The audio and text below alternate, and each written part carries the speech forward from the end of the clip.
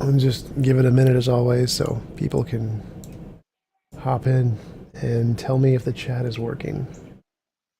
Sure. Do you want to kick it off then, or should I?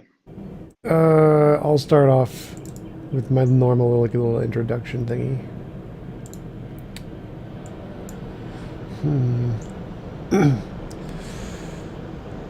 Gotta make sure it's actually showing up on the YouTubes. How has your week been? Pretty good. I actually had vacation, so which is why I have time to do this. Cool. Sounds good. Question mark. All right, so Michael, Mikhail, how do you pronounce your name?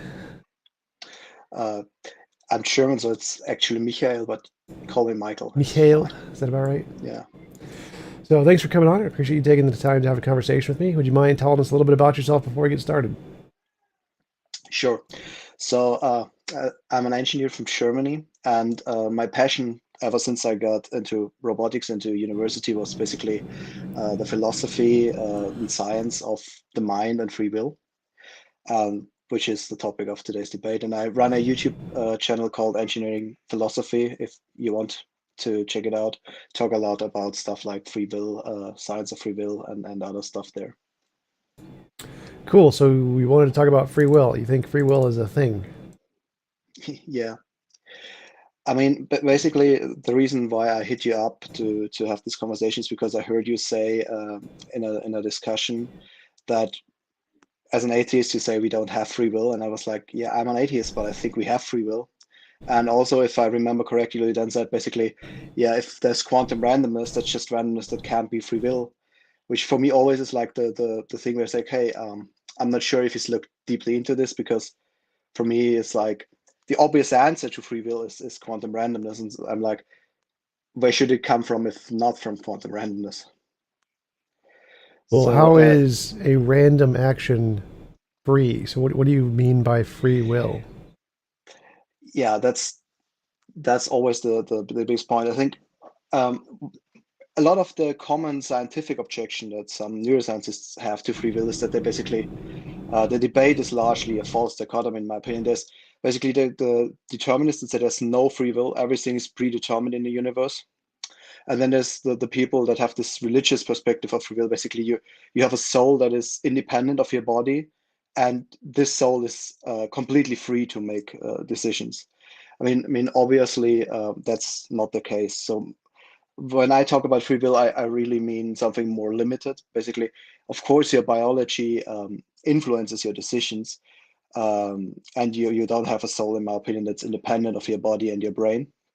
But still, what goes on in your brain changes the course of the universe and is not predictable or not fully predictable by measuring all the variables going in. So I would say free will is more like a degree of free will. Say you have a 10% chance to become an ultramarathoner, and 90% you won't because you're too lazy and it's actually really hard. But if you decide to and really take all the necessary steps, you can become that and you can change the outcomes. Um, so basically, as I said, the main objection in my opinion comes from these two misunderstandings that even many neuroscientists have. That's basically that uh, to have free will, you need a soul that's independent of the brain. I heard many neuroscientists say, yeah, we found that all our decision making is just going on in the brain, so obviously we can't have free will. And the second part is that many think that the universe is a clockwork universe. Still, even many physicists hold this perspective, even though quantum physics for 100 years has disproven experimentally all the hypotheses that are pointing to a deterministic universe. And it basically, to this day, it looks like what happens in the quantum world is actually completely random. And as soon as you have randomness, you have a chance to change the outcomes, because what true quantum randomness really means is basically that what will happen in the next second in the quantum world is not determined yet. Basically, it depends on what each particle does or does not do.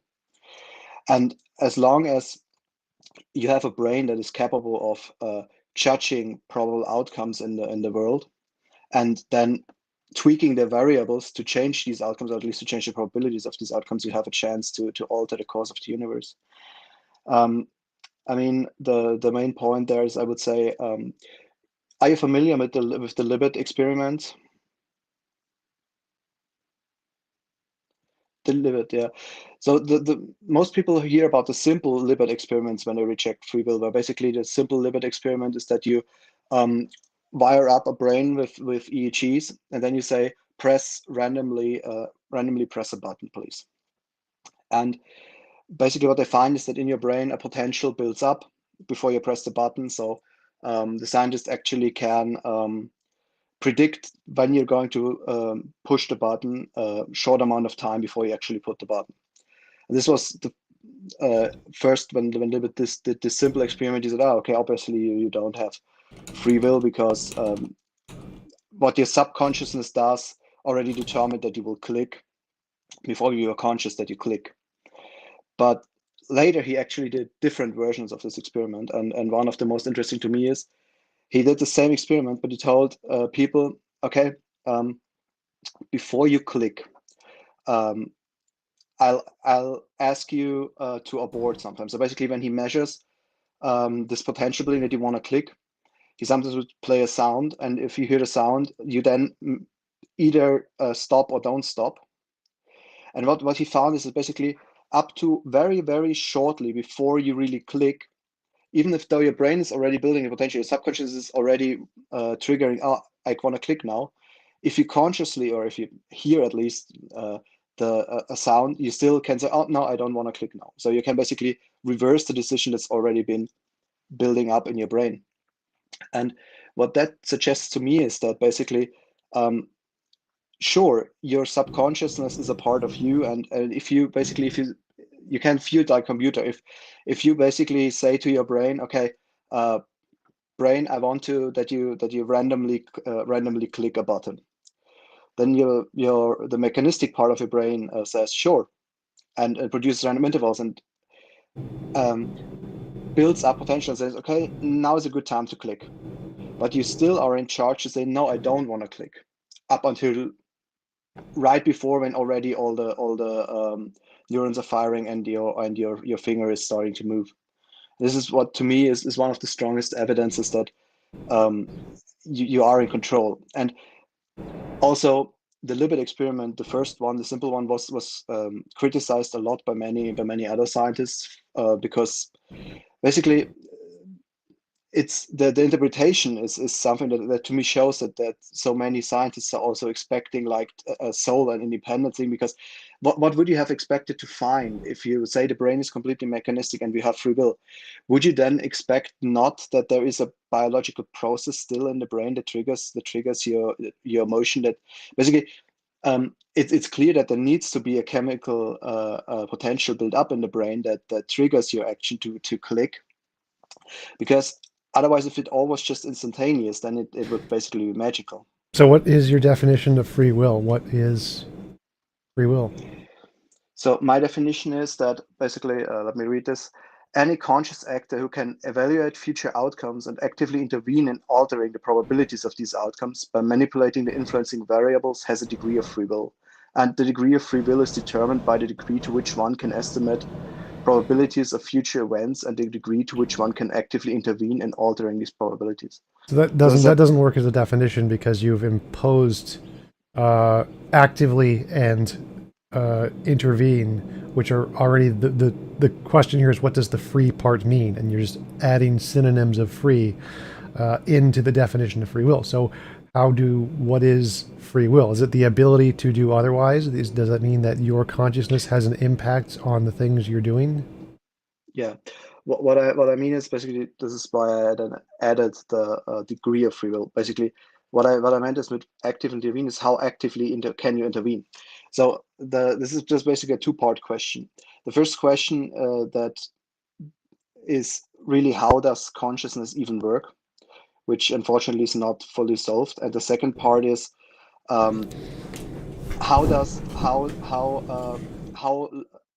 do you want to define free will? Because for me, A very Yeah, complicated I AI don't care could, about the brain right now. Like neurology yeah, doesn't matter. I just want a philosophically coherent definition of free will that isn't yeah, logically impossible. yeah. So basically, I'm not sure if I understand your objection correctly. So theists normally define free will as the ability to do otherwise, but any decision you Yeah, make is going to be determined by one of two things. Either determinism, like some previous force or reason that causes you to make the choice, or some random quantum function. One of those two things is going to cause your choice. There's no consciousness in there. It's either determined by prior things or it's randomness by prior things. And if it's determined, that means it's a domino and a chain, and so there's no free will there. And if it's random, then it also has nothing to do with your consciousness, and so it's also not free will. So neither yeah. quantum determinism nor randomness give you any freedom of any kind. There's actually two more options. Okay, go for it. One option is basically if there's random processes that are ongoing, and basically randomness is a bad word. It's actually probabilistic. So these have probabilities. And if you, whatever you are, what is going on in your brain, has a chance to alter the probabilities of these outcomes, you can change the course of the universe. And the second is what Roger Penrose proposes in his theory of consciousness, that probably the random quantum processes are directly what consciousness is. So basically, the theory of Roger Penrose would be a very strong free will, where you say basically um, these random collapses are actually not random, but they are conscious events. They're conscious decisions of particles. Um, basically, if you think about it, if you have a particle that is being shot at a double slit experiment, if you don't measure it, the particle goes through both slits, and if you measure which slit it goes through, you force the particle to decide, and it goes to the left or the right slit. So I'm not following at all And here. So random event happens, like your particle collapses. yeah, That's a random event as far as we can tell.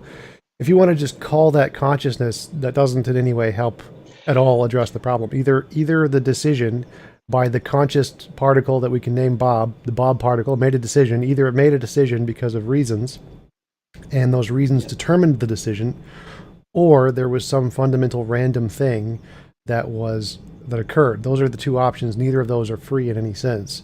So how does any of this give you free will?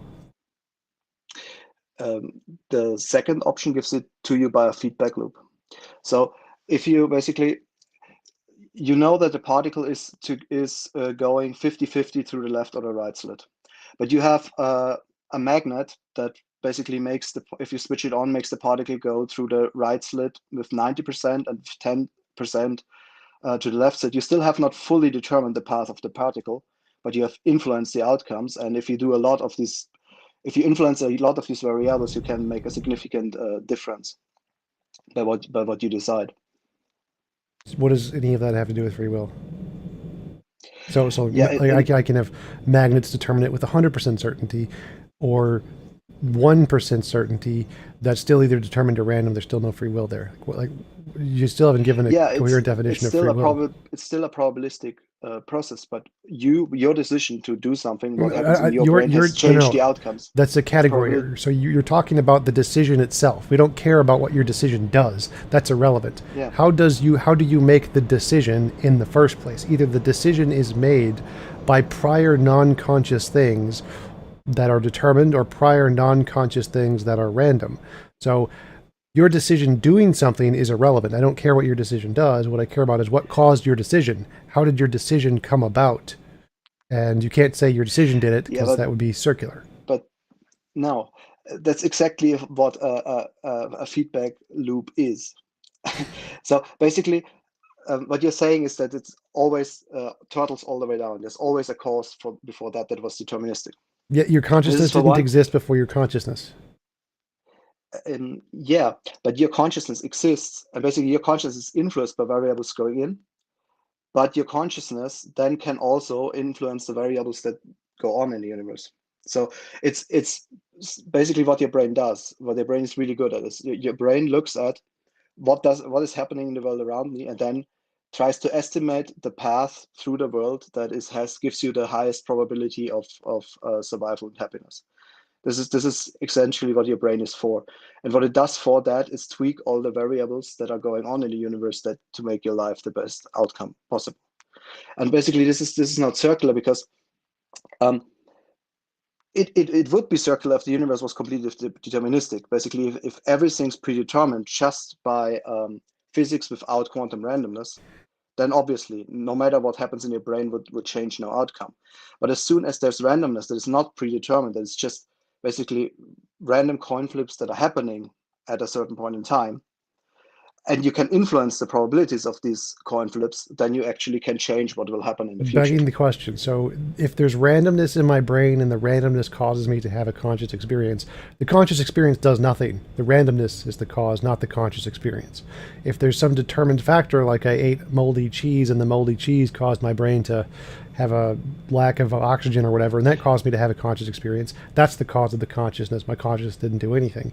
So how does the consciousness cause itself when it's either going to be caused by a non-conscious determined thing or a non-conscious random thing? I mean, I think we need to separate here the two theories, because I said basically what I personally think is a very good theory, and I'm not alone, is the theory of consciousness by Penrose, but it's not actually necessary to give you But it wouldn't matter. His model wouldn't make a difference in this example, because even if conscious particles are conscious, that doesn't make a difference to your consciousness. Your consciousness has no impact on your decisions whatsoever. It's your consciousness is determined by other things that are not your consciousness, either determined other things or random other things. Yeah, but that is exactly the question. Is it fully determined, or is it not fully I don't determined? care if it's either partially determined, fully determined, partially random. Either way, your consciousness doesn't do anything. Your consciousness is a result of other things that are not your consciousness. And what your consciousness is going to do is 100% determined by those other non-conscious things, whether it's random other things or determined other things. No. So basically, yeah, your consciousness is caused by the brain and by mechanistic processes. Although the evidence strongly suggests that your brain is not purely computational. But even if it was, let's say, even if you have a very complex computer, and that computer uses a Bayesian neural network, basically what your brain does, something that evaluates probabilities. What goes in only inside that silicon chip can actually change how the universe goes on, as long as there's quantum randomness. And the computer has ways to manipulate the outcomes of this quantum randomness. That makes absolutely no sense here. So imagine we have a switch. There's a switch on the table, and a quantum random fluctuation can cause the flip to switch. Does the switch have free will? The switch does not have free will. Why? Because the switch is just changed by the quantum randomness. Right. So if consciousness is like the switch and your consciousness is changed by the quantum randomness, how is that any different from the switch? Let's say instead of a switch, you have you have this, what you said, you have a random event that triggers a switch, and you have a computer that is very complex, and the computer basically can evaluate the probabilities of a quantum event happening. So basically, it's just stochastics. The more time passes, if it's maybe a radon decay, the more likely it becomes that the switch flips. And let's say the computer does not want the switch to flip, but it has just a certain amount of interventions that it can make. Basically, it can grab the switch and hold it, that it does not flip, even if the quantum thing triggers it. And the algorithm that is there, if it's sufficiently complex enough, can basically prevent the switch from flipping with a certain probability. And basically what living beings or sufficiently complex AIs do is basically they currently try, what can I do to alter the outcomes? In this case, how can I use my, let's say, 10 tries to keep the switch from flipping to actually keep it from flipping? And the thing for me about free will is it predetermined? Basically, can you know by just knowing the detailed layout of the computer chip and exactly the source code you put in when it will trigger in advance? Well, it depends on what you programmed it to do. If you programmed it to read a quantum fluctuation, and you can say, if there's a quantum fluctuation that flips the switch, and the computer is programmed to not flip the switch if there's a different quantum fluctuation that doesn't occur, then one quantum fluctuation will not flip the switch and another quantum fluctuation will not flip the switch, but both together will flip the switch. So you can have a computer who will prevent the switch from being flipped, even though the quantum fluctuation happens, by measuring another quantum fluctuation. Does that have free will? If it can, if it can play with the outcomes, if not only the quantum fluctuations determine if the switch flitches, but if the computer algorithm actually can intervene to change the outcome based on what he evaluates the probabilities to be, then it has a degree of free will. So the computer is determined to, if it measures the number 6, it will stop the switch from flipping, and if it measures the number 7, it will not stop the switch from switching. And so it's measuring the ground, looking for these numbers, and it measures a 6, and so it says it's not going to let the flip switch. Does it have free will? Yeah, more or less, yes. Basically, what you have to understand about the quantum randomness is that the quantum randomness is not like, it's going to be a 6 or a 7. It's always an either or until you measure. No. So I'm saying there's just a piece of paper with a bunch of numbers on it, and the computer is randomly just looking at the numbers one at a time in an order. And if it turns up a 6, then it's going to not let the switch flip. And so then a quantum fluctuation happens, and the flip does not switch because the computer sees a 6, and so it shuts off the switch. Does the computer have a free will? Oh, okay. No, in that case, not, because basically the computer is just following an order of numbers. It's not actually right. So we have in our brain actually influencing the probabilities or intervening in the probabilities. Right. So in our brain, we have a bunch of neurons that are just following its orders. They're determined neurons, and we have these random quantum features that are like the random quantum fluctuation that can flip the switch. And if you add those together, you don't get free will. What you get is a computer who's looking at numbers and is determined to act based off of those numbers in a specific way, combined with a random feature of the quantum fluctuation flipping a switch. And as you said, that doesn't give us free will. So how does adding a whole bunch of those together get you free will? I think, for one, we have not yet really, I think I have not really conveyed when I would even give a deterministic computer a degree of free will. I'm not sure if I conveyed that. And the second part is, the brain is a neuronal computer. That's part of what the brain does, but we also know that that's not all the brain does, because a lot of the functions that I don't care about the brain here. So all I want to know is what combination of determined things, where if it reads a 6, it stops the switch, and random things where there's a quantum fluctuation and the switch is flipped. How does that combination of things get us free will? I don't care about how our brain does it or what our brain does. Is there some other thing we need? Can you do it with just a combination of those things? As soon as there's a feedback loop that happens. So as soon as the algorithm learns about the probabilities, and then... Well, it doesn't need to know anything about the probabilities to have a feedback loop. You can have a feedback loop in a computer, and the computer knows nothing. Calculators have feedback loops all the time.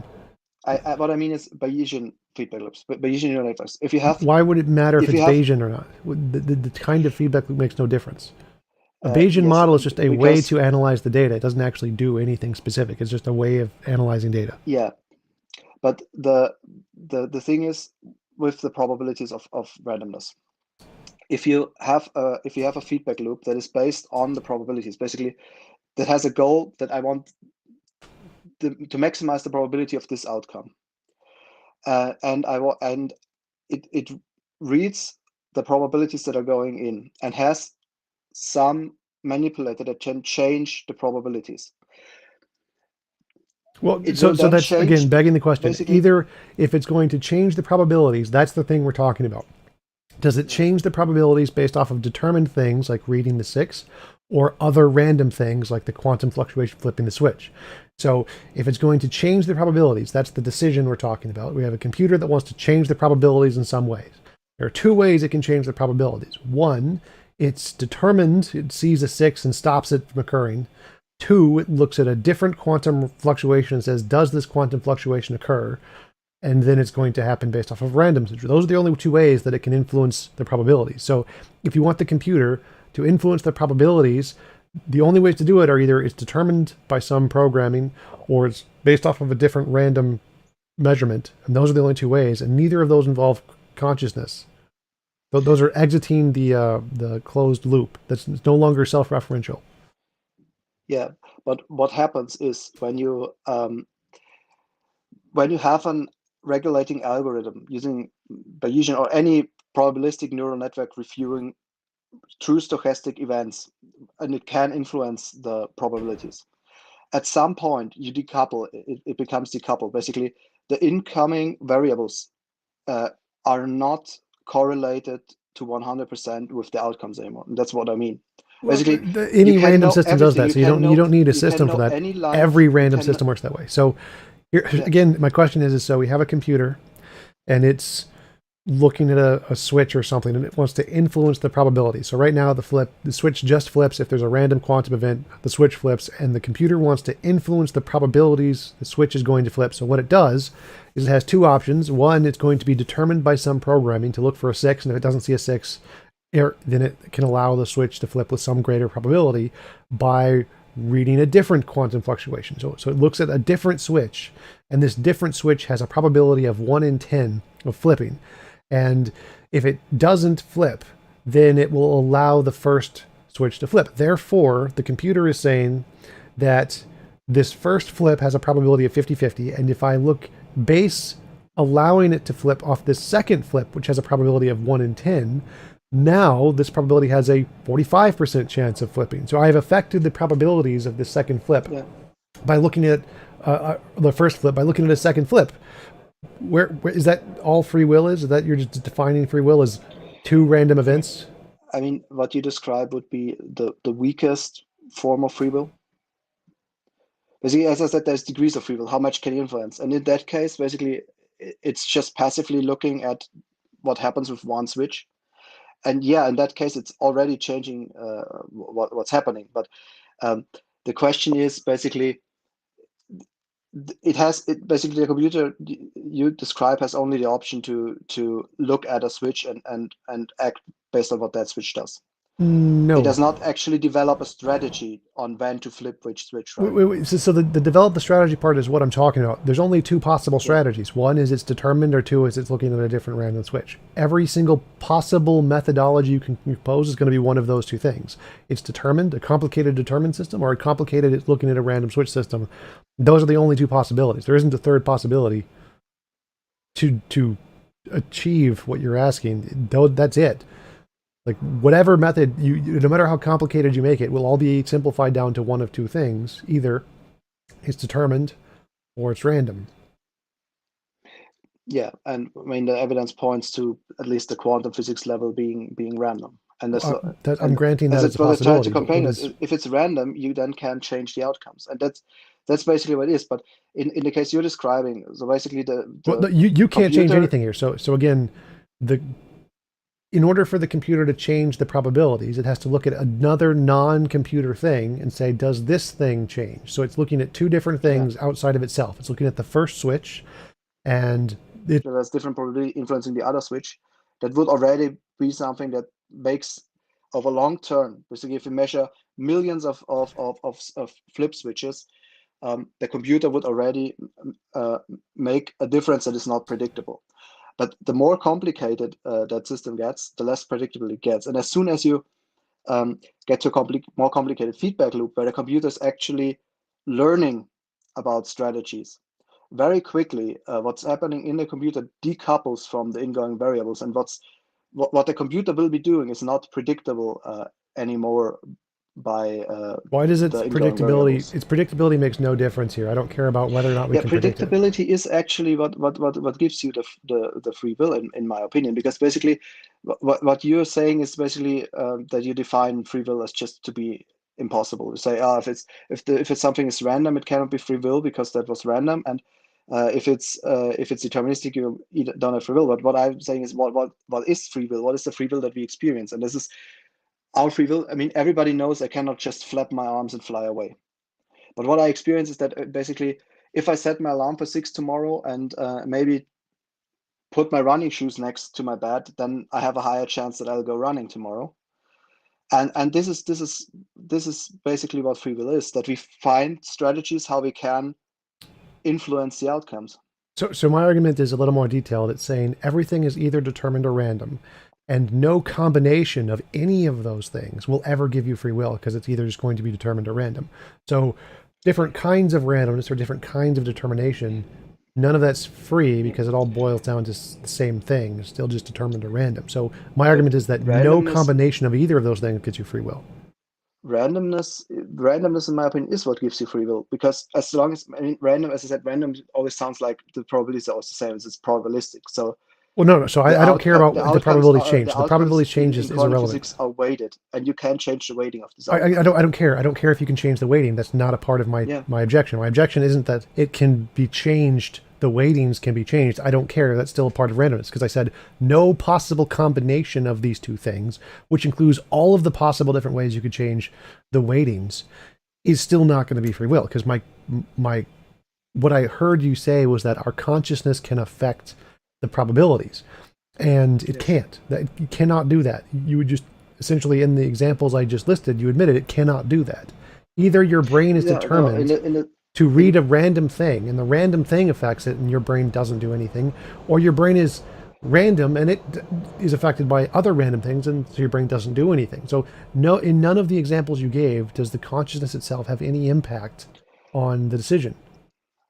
yeah, I think you're wrong there, because in the explanation you said with the switch, the consciousness, if the consciousness is just a computer that reads the switch and either then flips the other switch or does not, that would already make a difference. And but Well, this the is just computer isn't very making a simple. difference. The computer is just reading the two switches. The two switches make a difference. The computer does nothing but just hold its arms out. So the computer isn't the one making the difference in the probabilities. It's the other switches that are doing the work. It's not the computer. So you say it's just, this is what I tried to clarify. But you say the computer is just reading the switches and it's not actually intervening in the course of whether the switches flip or not, or not influencing the probabilities of the switches. It's influencing the probabilities of one switch by reading the other switch.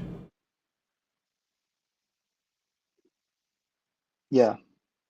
So it's the computer isn't doing anything here. It's just saying that if this switch flips, then this one I will flip or not flip. If this other switch flips, that's it. That's all it's doing. The computer makes no difference to the probabilities. The Yeah, probabilities are what I affected said. by the two separate quantum events.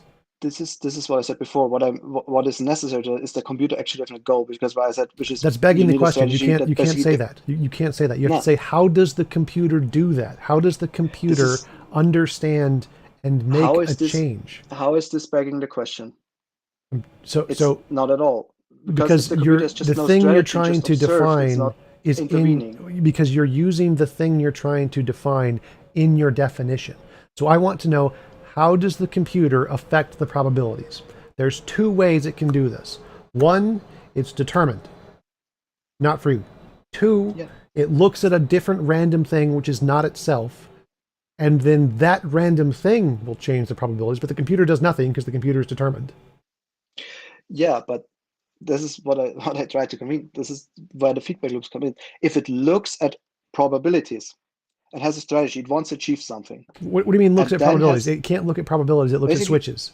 This switch yeah, has X probability, and the probability is about the quantum thing. It doesn't look at any probabilities. It looks at the switch, and the switch has a probability.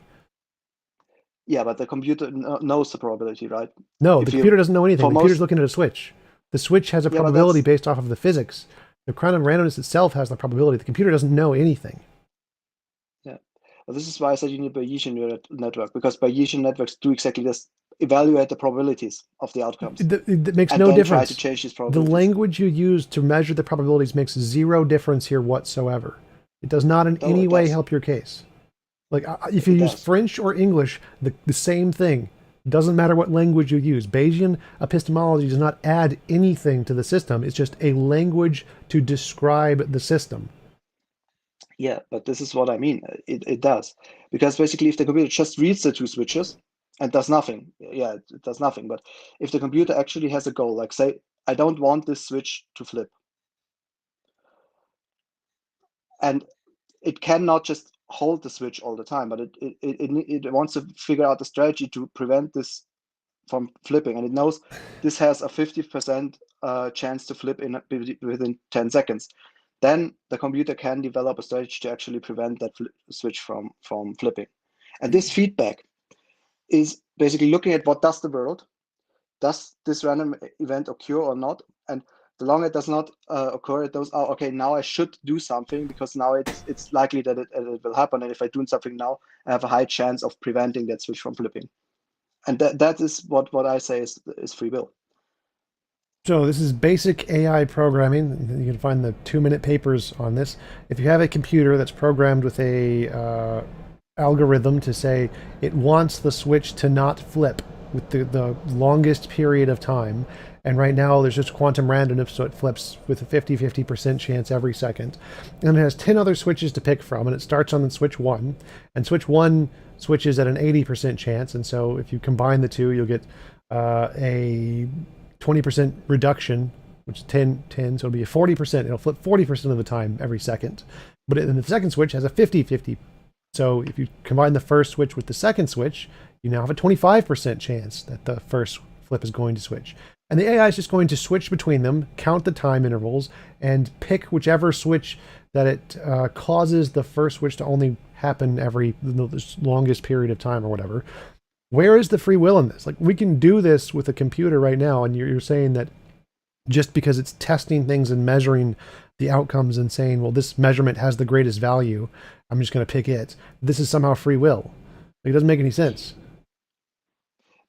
To me, not, because basically, if this computer really uses the probabilities to influence the outcome of the universe, and if it gets to a point where basically you cannot predict when the computer will flip the switch anymore by anything outside what's going on in the computer, or by the variables going into the computer, because these random systems very, very quickly devolve from being predictable.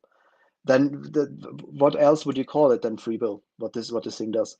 Randomness. There's nothing free about it. It's just randomness. So the computer, whether or not we can predict it, is irrelevant. Our ability to predict things is irrelevant. The question here is that, does the computer, does its own conscious system have an impact on the probability? And the answer is no. All it does is the computer is determined. If Yeah, but it does have an impact, right? If it no, uses the probability of one switch to influence the probability of the others and has a strategy, basically, free will is always about the goal, what you want to achieve. Basically, it wants to not have the switch flip or something. That's essentially the freedom it has. And well, it doesn't have any in freedom. that It's completely case, the determined. computer is very limited free, because it does not actually learn and improve its strategies and change its strategies maybe. But it The already has learning has no it impact changes here. the So outcome of the universe, right? no, it doesn't change anything any more than a stick on a ledge changes anything. Like, the computer is determined. If, like, these 10 switches are all on, then I will allow this 11th switch to be flipped. And all 11 switches are quantumly random. The probability has been impacted on this first, the main switch can only switch if all other 10 ones have been switched, and they're all quantumly random. Now, the computer is physically stopping this first switch, so it's affecting the probabilities to a very significant degree. It's stopping it with a very high level of probability that it will never flip, because the probability is so low that all 10 of the other switches will flip at the same time. And you're just calling this free will when it's just the determined computer is determined to say, wait for a value of 10 for these switches, and then if it does, then it just releases the lock on this other one. Like, why do you think that qualifies as free at all?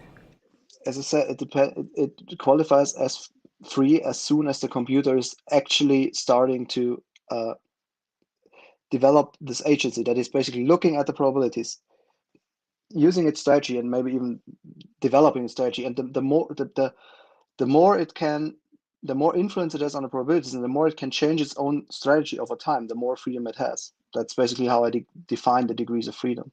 Yeah, but all of its ability to change the programming is just other programming. It's determined by other programming. So it's using other programs Yes. that it's already determined by to change its other programs, which is already determined by.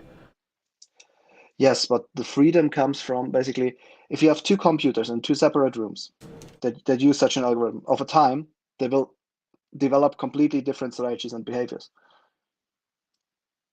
Okay, they're still determined. So I don't see how that would free will. So yeah, like if I Yeah, put but the behavior of the computer is determined.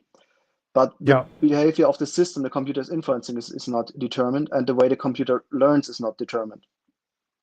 the way the And the computer learns computer, is 100% determined. So the information that is sent to the computer is random. The way the computer processes the information is 100% determined. And so, but yeah, the but the way the way computer learns is usually not determined because the computer usually, if it's a self-learning AI, usually they learn over time and they usually use neural algorithms networks, that which are change and 100% evolve over determined. time. So neural But the networks, learning is every not. The AI is learning, 100% determined. They're all completely determined. The thing that isn't determined is the information they're receiving. So they receive yeah, information from the outside world, which they have no control over. So that's not determined. yeah. But But the in the way they learning process process, it is this outside 100% determined. information changes the actual AI, and the AI changes the outside world. And this feedback cycle is exactly what I would say is free will. I mean, there's maybe since this is so contentious, I think it's maybe that you say that you just don't want to call this free will. The second Well, side of I free want will you that to is explain not. how it's free will, because you're just saying, oh, look, there is a determined system that is hit by a random system, and then the Yeah, determined system moves. Ah, wow. And then it affects other random systems because it's been moved. Amazing. yeah, yeah.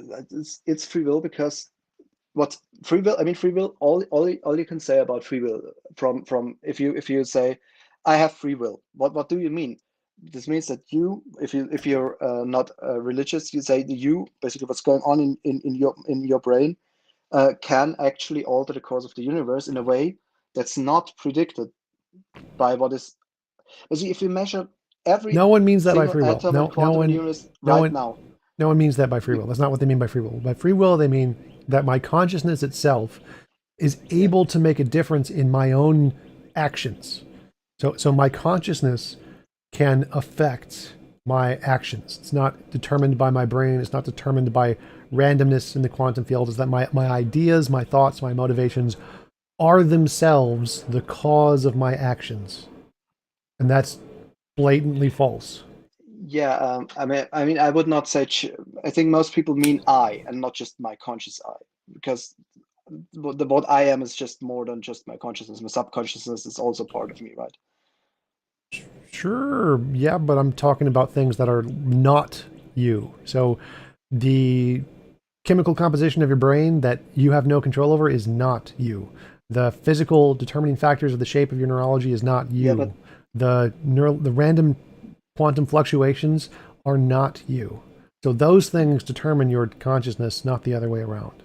so basically, this is what I said before of the second part. That's just not proven yet, but it's looking like basically what Roger Penrose's theory would say, that the quantum fluctuations actually are what is you.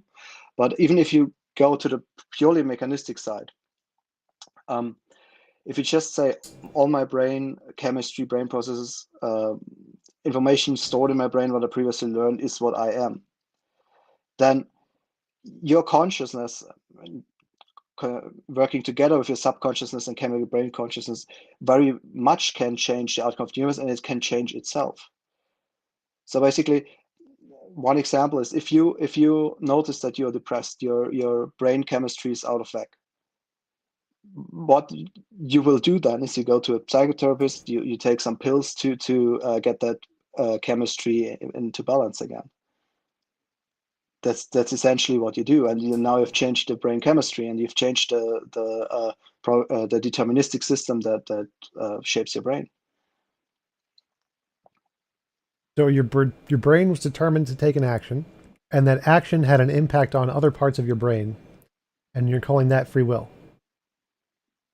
Yeah, I mean, but your brain always evaluates what's going on around it, and so your brain notices, oh wait, I'm not feeling motivated, I'm feeling down, I'm depressed. I need to. This is not in line with my goals, so I need to take counteractions.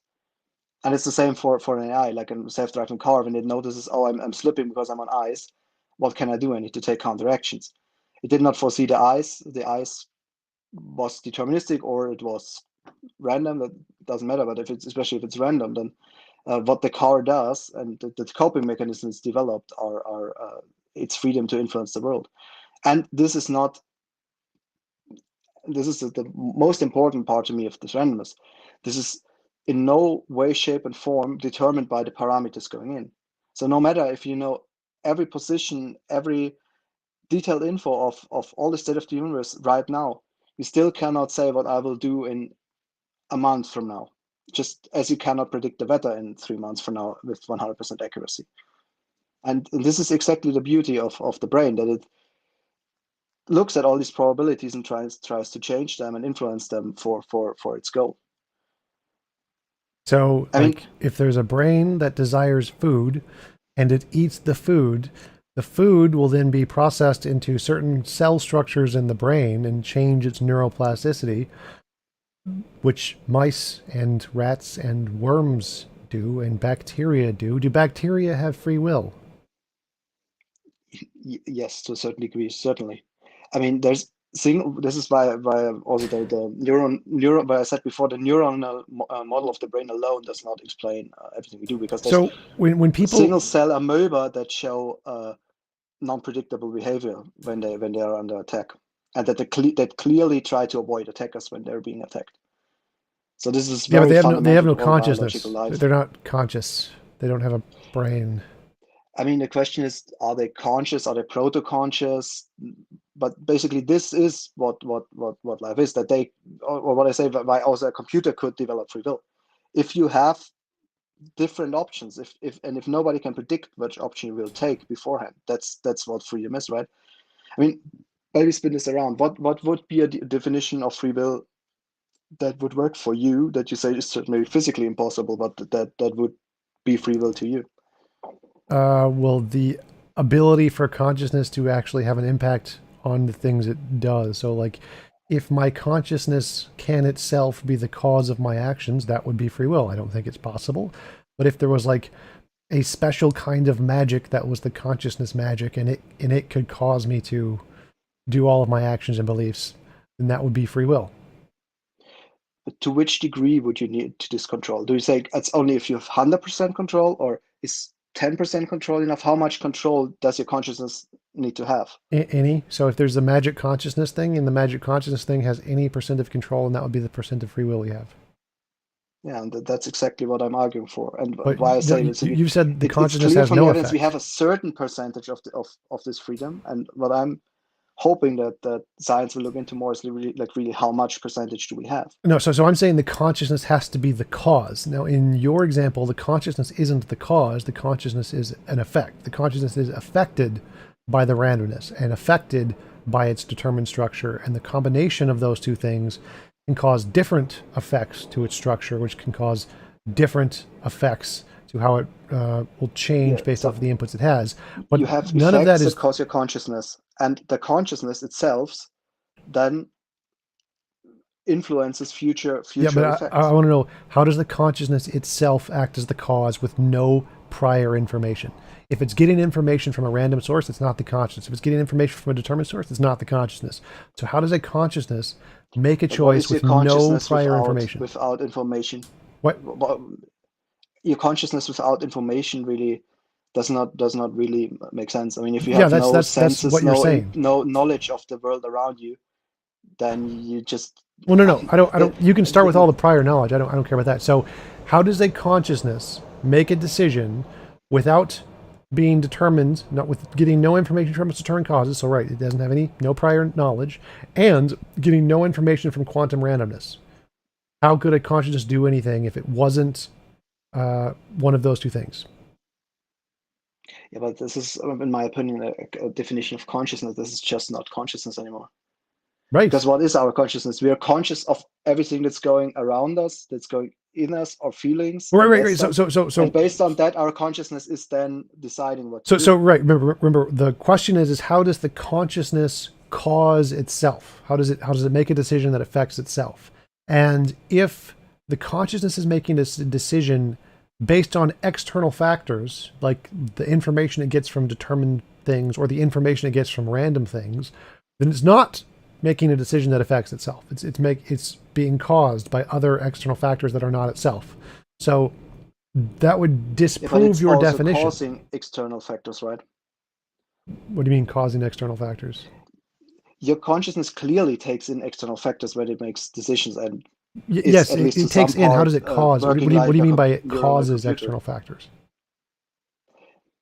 Basically, if you make a conscious decision, it doesn't matter if this is magic or if this is purely computational. This decision then usually triggers action, and that action influences how the world will look in a few minutes and what Oh yeah, happens. like if I pick up a shoe or something, I've affected the world. That's just what you mean. Yeah, and basically the thing is, I think what you're saying is that basically you want this consciousness to really be disconnected, like in a soul from your brain to call it free will. But so for me, the question is more like, could anybody? So basically, if there was, so let's say you were a robot, and there's a guided program you that knows reads all the parameters that go into you, knows exactly what code you have, but you're the self-learning computer that is conscious, evaluates the world, looks at the world, and makes decisions, and has its own goals, and even develops its own goals.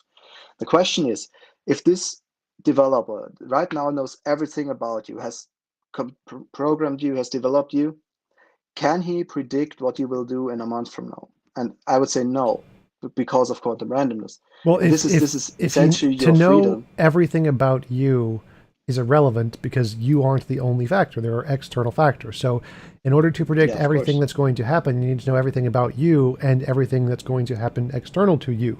So, for example, I could know everything about you, but I can't predict what you're going to do in a week because you could be hit by a car because I know nothing about like the car that could hit you, and that's all determined. So every factor in that is determined, but I don't know that if you're going to be hit by a car, because even if I know every single fact about you, I don't know every single fact about your environment. So even if you and your environment are determined and it is 100% certain you're going to be hit by a car tomorrow, I couldn't know that because to know that I need to know every fact about you plus every fact about the environment.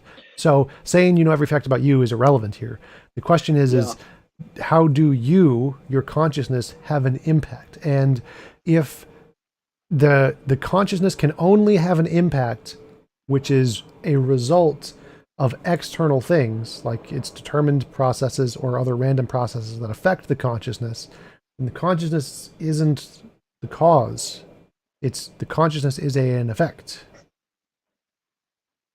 Yeah, but if all these if if all these variables going in are not fully deterministic, and what your brain does, even if it was deterministic, I would say it isn't, but if your brain is deterministic and all does these, you your brain essentially has an influence, right? I'm sorry, my cat is just again destroying my office in the background.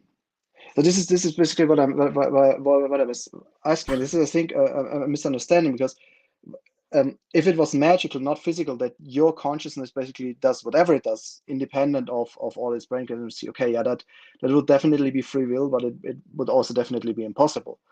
But just if you look at what your consciousness actually does, it looks at everything that's going on around it, tries to estimate what will happen in a few seconds from now and a few months, a few years, depending on how long you plan right now, and then find decisions to give you the best outcome.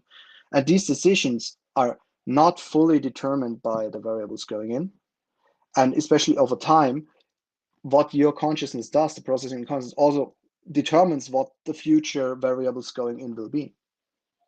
Yes, but again, that has nothing to do with free will. So, for example, if a computer is just looking in a direction and it gets sensory information, and that sensory information is saved to memory, and some of the memory is jostled by quantum fluctuations, and so it's changed, and then based on that memory, it has to do something like turn a different direction, then the new information it's getting is going to be determined by those other forces. So the computer is determined to look through the camera gives it information, the information is saved to memory, the memory is hit by random fluctuations, and then those random fluctuations then cause the camera to turn in a different direction, which affects what it's sensing, its external input in the world, or it can like push an object or something, so it can affect the world too. None of that is free. None of that is free will.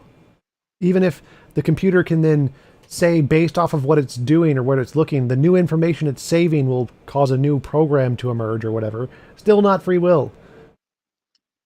I mean, it's the simplest form of free will, I would say. Yes.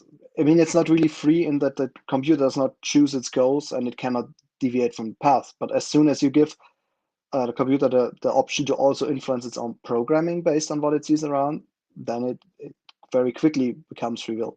And the more complex it is, the more free it is. No amount of complexity here adds any free will to it whatsoever. All it is you are determined to, based off of the things that that affect your brain to change in specific ways, which then affect your brain. So something external to you, either the quantum randomness or the determines, affects your brain. Input comes in. That input affects your brain and changes it to do other stuff, which the other stuff also affects your brain. None of that is you. None of that is your consciousness. There's no conscious impact that you have in any of that at all. I mean, I try to, I think I see where you're rubbing against, and I'm trying to how I can explain to you why I think that's a misunderstanding. Let's look at the simplest part. There's single-celled amoeba that exhibit behavior that I would call free will. That basically, if you spray water at these amoeba, they feel attacked and they either hold still and play dead, or they detach from the surface they were on and go away. And scientists have tried to determine to predict this behavior, but they can't. It's like really 50-50 what each individual amoeba will do. Now the question is, you spray this water on the amoeba, that's what you do, and the amoeba reacts. The question is, this decision, it's life or death for the amoeba, to detach or to play dead, is that free will or not? No.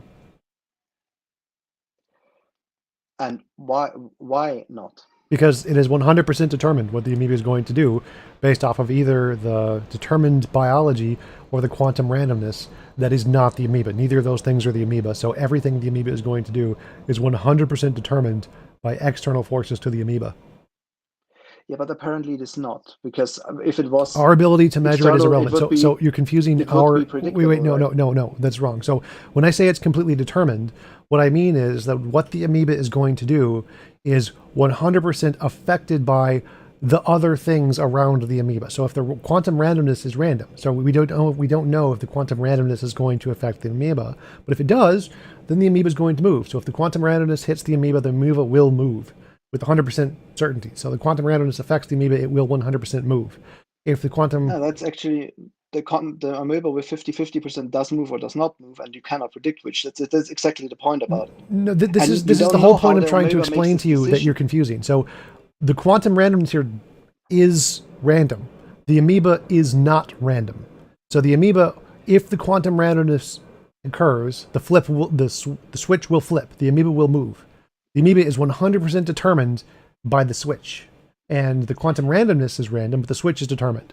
The amoeba is the switch. The amoeba is 100% determined, and the quantum randomness is what isn't. So the question is, how does the amoeba then make this decision? Because it doesn't decide anything. Exactly, it's purely perfectly it's switch. Random. The switch. There's a switch in the amoeba. The switch is affected by the quantum randomness. The amoeba does nothing but just be affected by the switch. Yeah, but basically in this case, the switch is the amoeba itself, right? No one says that. The switch is the quantum randomness. The switch, well, yes, the switch is the amoeba, but what's flipping the switch, the quantum randomness, that part which is not determined, is not the amoeba. So the amoeba is 100% determined. The quantum randomness outside of the amoeba is not determined, and it's what causes it to move or not move. That's a bit of a problem, because it's not actually distinguishable if it's the amoeba or not, right? Because for all we know, the decision is completely, the 50-50 decision to detach or not is completely made inside the amoeba. No. From outside probing, we cannot predict it. That's what these experiments show. You're confusing epistemology and ontology. None of what we know matters. The amoeba is 100% determined. What matters is the fact that there is quantum randomness there that we can't measure is irrelevant. The amoeba is determined by the randomness, not the other way around. Yeah, but if the randomness is inside the amoeba, then the randomness is part of the amoeba, right? No. The fact that there's a random particle decay in my head doesn't mean that the particle decay is me. Yeah, well, this is then interesting, because then what are you if you're not what's going on in your head? I am the consciousness in my head. I am the thoughts, the experiences. There are things that are not, like particles flowing through my head. That's not me. They're just neutrinos are in my head for a billionth of a second. That's not me. They can hit my neuron and cause a conscious sensation, like the guy who put his head in front of a particle collider and had a giant flashing light show up for him, the particles were not him, even though they caused him to have an experience. So there is an external factor that was not him that hit his brain and caused him to have a sensory experience. That's the quantum fluctuation. The quantum fluctuation is an external thing, which is not the brain, and it causes something in the brain. Yeah, I think I understand where the thing where we are have different opinions, because basically, if I go into what you're just saying and what am I actually, then I would have to bring up Penrose, and that's basically an interesting part, but I wanted to keep it for a little bit later, because this is where we go to the borders of science, where I'm not like able to point to fixed science, because this is basically what's still unknown. But I would say basically what we know is that if you say your brain is a black box and the U is inside, for all we know, that U, or in that case the amoeba's U, is what determines its behavior, and not only the outside parameters. The outside parameters influence it, but are not enough to explain the behavior, which is where I say that there must be a bit of freedom and free will How involved. could you ever be considered the quantum randomness? So if I took a uranium 238 molecule and injected it into your brain, does that make you now more free because it's going to cause random stuff to occur in your brain with a higher rate? I mean, what Roger Penrose argues is that basically your brain is partially classical and partially a quantum computer. But I mean, let's look at what randomness Well, actually that is, because actually basically, that makes more sense. So you're claiming that there's a quantum computer in your brain. Okay, but the way a quantum computer works is that it measures quantum things that are not in the computer. The quantum yeah, effects are not the computer; they're outside of the computer, right?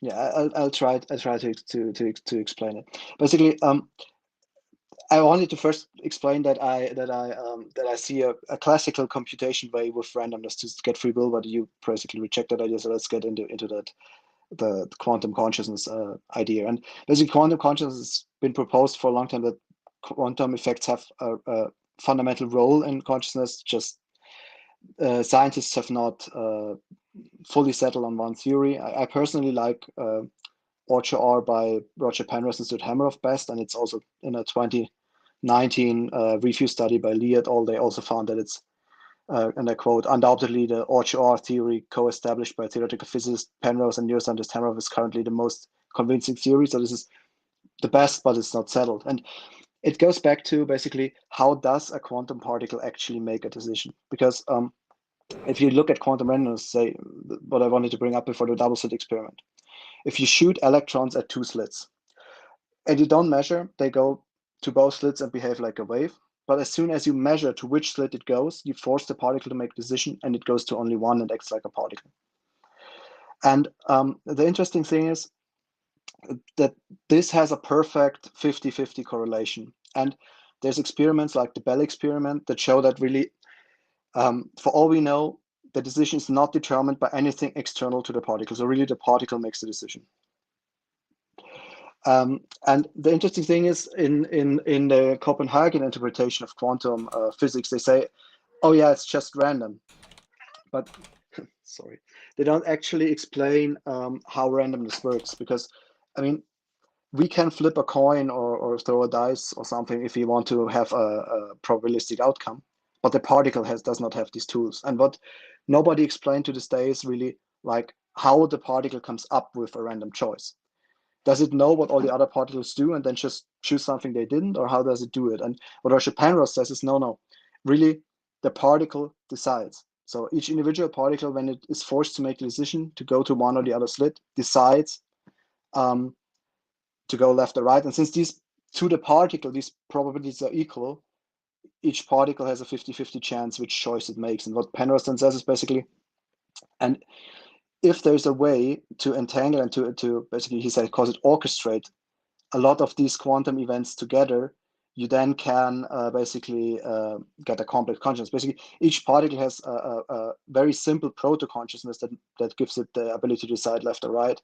And if you have a lot of these quantum events bounded together and orchestrated together, you can get a very complicated consciousness. Basically, consciousness is the quantum randomness, is what he says. So entangling the particles is the consciousness. Yeah, I can understand the argument. The problem is that uh, a quantum computer doesn't entangle any of the particles. It's just reading the particles. The particle is Yeah, there, and it's quantum just computer is the rough analogy. I mean, right, it's right. So not just going just exactly like a quantum computer in the lab, but so what you're saying is that in order to have free will, you need to entangle the particles of the quantum randomness in the system. as I said before, I already as I see a mechanistic definition of free will, but for the strongest free will that we apparently exhibit, it's very likely that a computer uses quantum effects not just indirectly but also directly, and this is what Penrose tries to describe there. Basically, consciousness in the end is composed out of these quantum events. Is what he says basically. Okay, so you're saying that free will is a bunch of particles in your brain that have been quantumly entangled and their random decays therefore cause a composite effect on stuff in your brain. More or less, yes. I mean, if you go back Okay, to wait, the wait, to the wait. No, example with the stick with yeah that. Okay, so how does your yeah brain entangle the particles?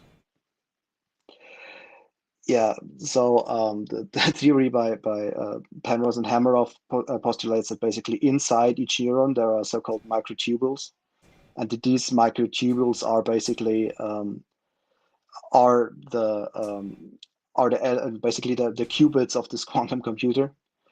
And as I said, this is all So it's this is determined.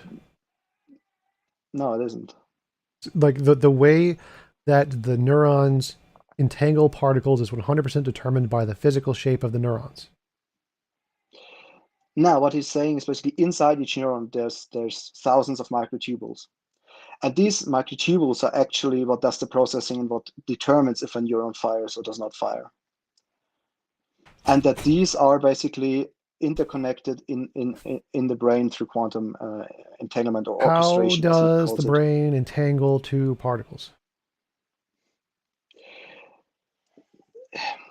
That's basically on the Oh, fringes I don't of the need like experimentation. a 100%. This is just hypothetically any possible way you can think of. I don't. You can pick anything you want here. I'm not trying to argue the science here. What I'm saying is that any way that the brain is going to entangle two particles is going to either be determined. So like the physical shape of the neuron, there's like Yeah. one side of the neuron, if a particle is there, and the other side of a neuron, a particle is there, it entangles those two neurons.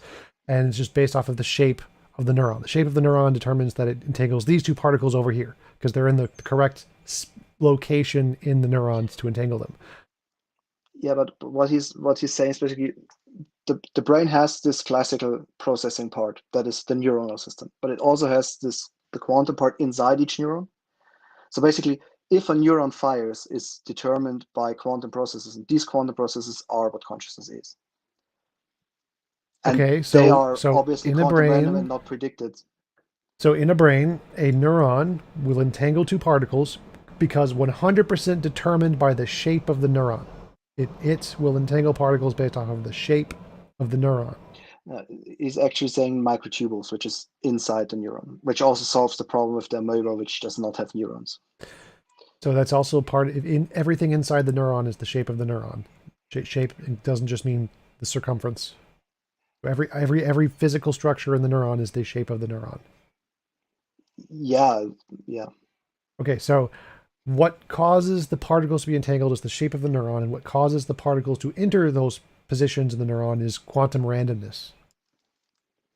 Yeah, but what each of these particles or microtubules does is basically not deterministic, but probabilistic. And basically, whenever a quantum collapse happens in these microtubules, that's actually what he calls a conscious event. And all these events combined together is what Penrose calls consciousness. Right, so you have a physical neuron, which is completely 100% determined by its shape, and then inside of the physical neuron, there are these quantum random events. And so it's exactly like my analogy I started with. You have a computer with a switch, which is determined by quantum randomness, either it flips on or off, and it's reading if this other switch is on or off that will allow the first switch to flip on or off. So you have two random quantum events in the neuron, and the neuron is completely 100 physically determined to read these two events, and as long as these two events coincide in some way, causes the neuron to fire. Yeah, but in this case, he actually postulates that the randomness is not randomness, but actually a conscious decision. So basically, when a quantum collapse happens, the particle has to make a decision. And I said, okay, if you can influence this position, this is free will. And Roger Penrose goes beyond and he says, actually, the quantum collapse itself is consciousness. Okay, but your consciousness. Where All I free care will about, lies. all that matters is your consciousness. So my idea of a pink elephant right now, that doesn't have anything to do with the collapsing quantum particles in my neurons. That idea is not have any effect on my choices. It's the only effect is the consciousness of the collapsing particles in my neurons. Okay, but the pink elephant in my head doesn't. That doesn't do anything.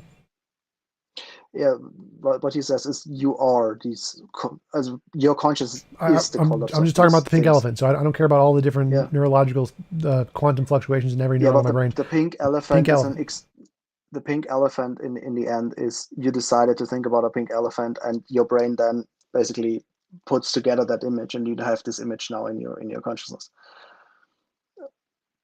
This is an interaction of all the part of your brain. So this is not you're consciously imagining a pink elephant relies on many parts of your brain, not just one. Right. So if you're saying that we caused the collapse, I'm thinking of a pink elephant. How does my pink elephant cause the collapse? Yeah, does it need to cause the collapse? Yes, that's what you've been saying the entire time. That the consciousness is the No. causes the choices. The collapse is always forced by external influences. But what happens in the collapse is not determined. So basically, the particle in a double-slit experiment, it does not decide to just collapse here. It only decides to collapse the wave function when it's measured, when it's poked from the outside. But Right. then the particle decides to go left or right. Right. So the particle, which is not you, is caused to collapse by external factors, which are not you. And those external factors then influence you to make a decision. But that wasn't you who influenced it. It was the external factors and the external particle, right? Yeah, but let's see it from the particle's point of view. Okay. Would you say the particle, a quantum particle, if it's in this experiment, could have free will? If it's basically it's poked, it must decide, and it decides left or right, and outside influences don't decide whether it goes left or right. Just the particle itself decides it. Well, I don't think free will is logically possible, so I don't know what that would mean. So what I'm trying to figure out here is there's a particle, it can quantum collapse with some probability. Okay. It collapses in our head. How exactly do you come to the conclusion that this particle its random collapse is somehow apparently consciousness? Yeah, but before we go into try to imagine that you are this one particle before you get into more complex. Try to imagine you are the particle and you make this decision left or right as the particle in the quantum collapse, and you're poked by outside influence to make the collapse, but none of the outside factors decides whether you go left or right. Is this a free will decision or not, in your opinion? No, I'm gonna say it's either 100% determined by a not choice or 100% random by a not choice. The choice there does nothing. It accomplishes nothing. It's nothing. But what is the random in the particle? So basically, where does the particle get the random? A field. It's just I'd say it's a. What did So I'd say it's so you exactly say like an everything else external in field or physics. something dictates that the particle makes this decision? Yeah, I'd say that randomness itself is a fundamental property like energy or mass or something like that. So it's a thing. Randomness itself is a thing that is not consciousness. Yeah, but that's basically the debate that one could have here, because basically what we know from, I mean, there's some physicists that still try to argue for determinism, going even so far as saying super determinism is just not detectable, it's still determined. But all the experiments we did on it, like the Bell experiment, to see if the particle is influenced by outside factors, hidden variables, or outside field, always came up with no, it Yeah, really I'm wasn't not arguing influenced. for super determinism. I'm saying Yeah. randomness itself is a thing, so it is truly random, but that thing isn't consciousness. So it's not the But collapse of the particle happens, it is completely random, it has nothing to do with consciousness. but even if it's truly random, it's a local random. Basically, the random generator that generates in random numbers is inside the particles. That is what the particle does. It's not some external random number generator that tells the particle to flip left or right. I don't know what you mean. The randomness itself is fundamental to the universe, so it's external. It's not has nothing to do with our brains. It's like the electromagnetic field that causes the electrons to pass around the protons has nothing to do with us. It's not. We didn't create the electromagnetic field. We didn't create the random field either. The thing is, where is but we don't have detected any random field or something, because what you're saying, basically the random field would basically nudge the particle into making this decision, because basically this 50-50 decision, it somehow has to be made. Yeah. And it looks to be perfectly random. Yeah. And there's only two ways to explain this with that current physics. Either the particle size has a perfect random number generator inside, which would raise many, many questions, or what Penrose says, maybe the particle just does a proto-conscious decision, and no, so that's given that the particle false dichotomy. decides, there's false dichotomy. So there could be infinitely many causes to the randomness thing, which are not consciousness, have nothing to do with consciousness. So slapping consciousness on it does nothing. It's just a gap filler, a god of the gaps. You're saying, we can't explain it consciousness, but consciousness doesn't explain anything there. Saying that consciousness is it doesn't explain the random number generator at all. I could say it's a pineapple. It's a magical pineapple.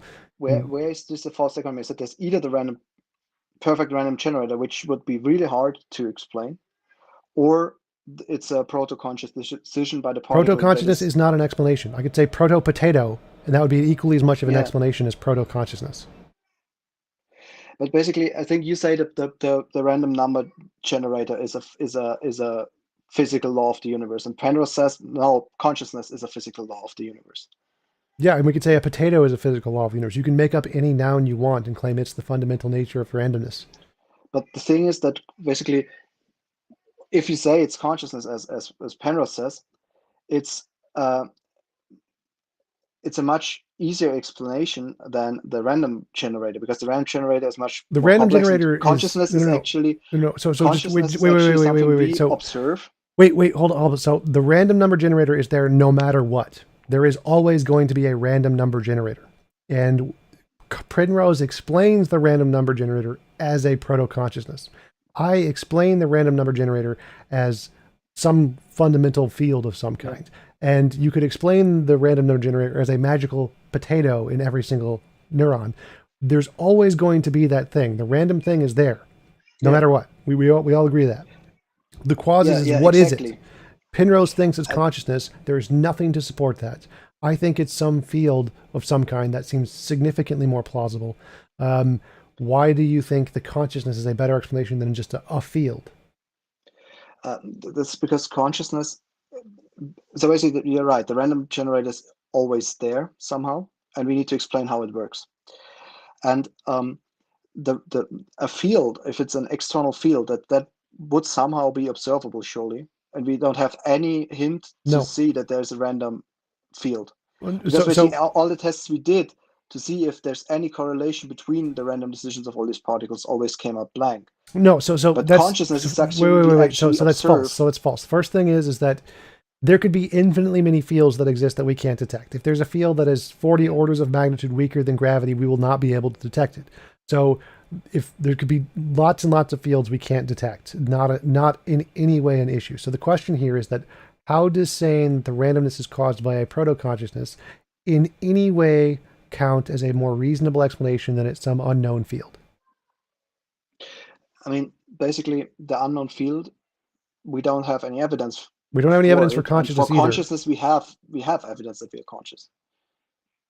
Okay, we have evidence I'm conscious, but what evidence do we have that consciousness has anything to do with the random collapse of particles in neurons? Yeah, basically the chain of logic goes this, because we know that we are conscious, and we can go to the simplest life forms like amoeba that have none of all that we have in the brain, but these microtubules have no neurons or something, and they also exhibit behavior that is similar to conscious decisions or to quantum randomness decisions. So basically this effect, this seemingly random, not outside determined decision that we see in quantum effect, effects is a fundamental difference between what we see in life forms behavior and what we see in like macro objects like stones.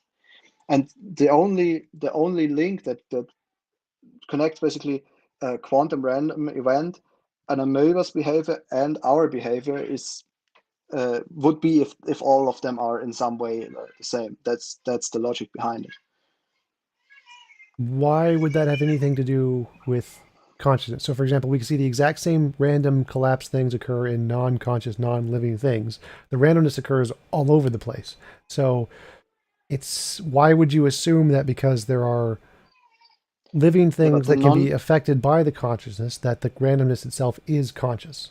So it seems far more simple and parsimonious to say that the randomness is there as some kind of a field, and the conscious things and the neurons in the living things can read it and are not the cause of it.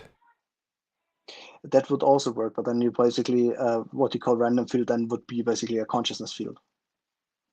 Well, no, that's begging the question. So we both agree that the randomness is there. The question is the randomness consciousness or not? And so why would we conclude that it is consciousness is the question? You're just labeling it and defining it as consciousness is begging the question. The question is what if the field is involved in what we do in consciousness, you can also call it a consciousness field. And if the random field is something completely different, if say there's hidden perfect random number generator somewhere that is with using an invisible field tells all particles what to do.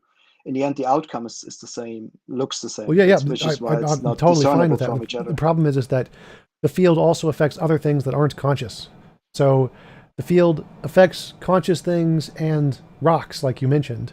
So it's more reasonable to conclude that it's not consciousness, that there's some field there, and that it affects conscious things, but it also affects non-conscious things. So that's the difference between live and dead things. The dead things just have the quantum effects happen to them, and they don't do anything that we can determine to change what happens with them. And living things actually actively try to change the outcomes. That's basically agency. That's the difference between life and not life. That basically life tries to that life does stuff actively, while non-life things. Uranium-238 also is affected by the randomness, and it's dead, non-living. Yeah, but inside the uranium, it's just a quantum collapse, and that's it.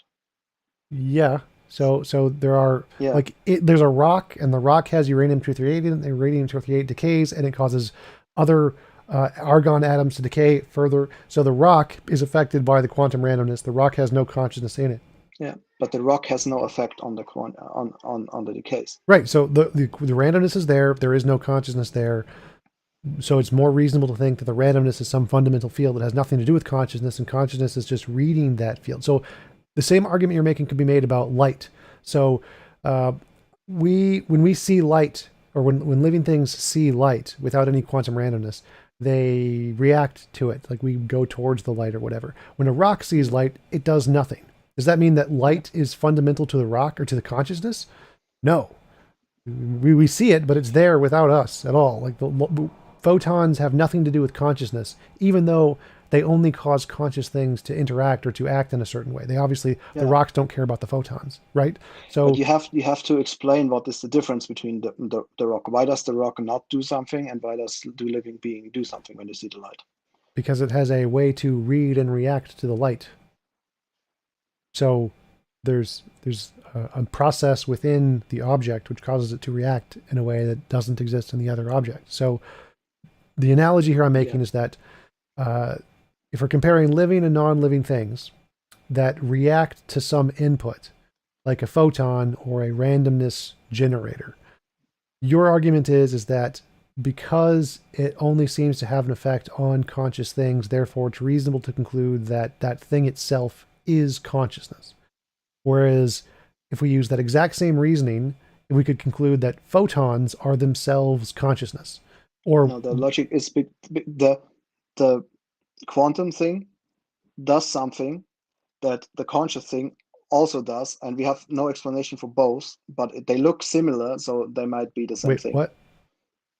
What is the quantum thing does something the conscious thing does? The quantum thing does something. It is not predictable. it really does a completely random coin flip, left or right. And things, even simple live things like the amoeba, also do this, exhibit behavior that seems to be fundamentally non-predictable. And the rock doesn't, which is why it seems like maybe The rock, this the rock difference. does. The rock does do those things. Remember, uranium-238 is in the rock. Uranium-238 decays, and then there's an argon atom next to it, which then is hit by the decaying electron or proton out of the uranium, and it decays at a seemingly random rate. So it also is affected by the randomness. What's the Yeah, but difference? the rock itself does not affect the randomness. Right? So how do we affect the randomness? Yeah, apparently what is we, like in the amoeba, does affect the randomness. It does either this or that, and it changes its behavior based on the outcome variables in a way that's not predictable. The argon changes its behavior in a way that's not predictable too. How is that different from the amoeba?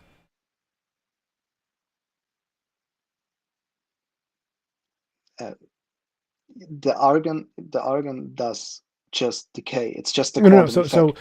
the uranium-238 decays, and the decayed atom hits the argon, and then the argon Yeah. decays. So the argon is, we can't predict it. We cannot measure the exactly when it's going to decay. We can't do it. We have no idea.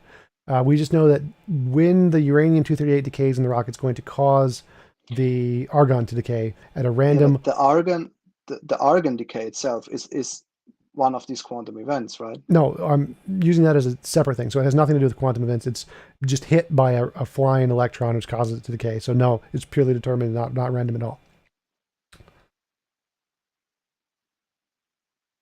Yeah, I don't really understand, because basically the argument is that all the random conscious events are similar to what conscious beings do. So they might do that. So this is why they might be the same, and you're just trying to argue that they are the same, but they are. No, so I'm saying that we grant there is some random event, like a particle decaying, and that random event can cause a determined reaction, like a different particle being hit by the decayed atom. And in the same way, we have a random event in an amoeba. We don't understand how this could happen. And so if we look at the amoeba and say, well, here's a random event we can't explain, and then we look at the argon and say, here's a random event we can't explain, they could both be 100% determined, but what's going on is there's some other underlying external random event which caused both of those, which is not intrinsic in the thing itself. The difference is basically what you're saying. So the argon gets, so a quantum decay happens, hits the argon, and the argon decays. And a jet of water hits the amoeba, and the amoeba either freezes or detaches. But that's exactly the difference, because the argon hit by the electron decays. It's deterministic. You know what happens when the electron hits the argon. But the amoeba, you can do it all over and over again, and you do not. Well, so we're granting the or theory here. We're saying that in the amoeba there are neurons, and the neurons have the whatever they're called, the corpuscles, something. What are they things? The things that can measure the entanglement. The microtubules. Microtubules, yes. So it might be something different, but yeah, we're granting it. We're granting it for the sake of the argument. So involved, the amoeba has a neuron. The neurons have the microtubules, and the microtubules are affected by the quantum randomness. So the quantum randomness is there. It hits the microtubules, and the microtubules are the water. So it's not the quantum randomness actually does not hit the microtubules. The microtubules is what he proposes are in a superposition state of two possible states, and then they collapse.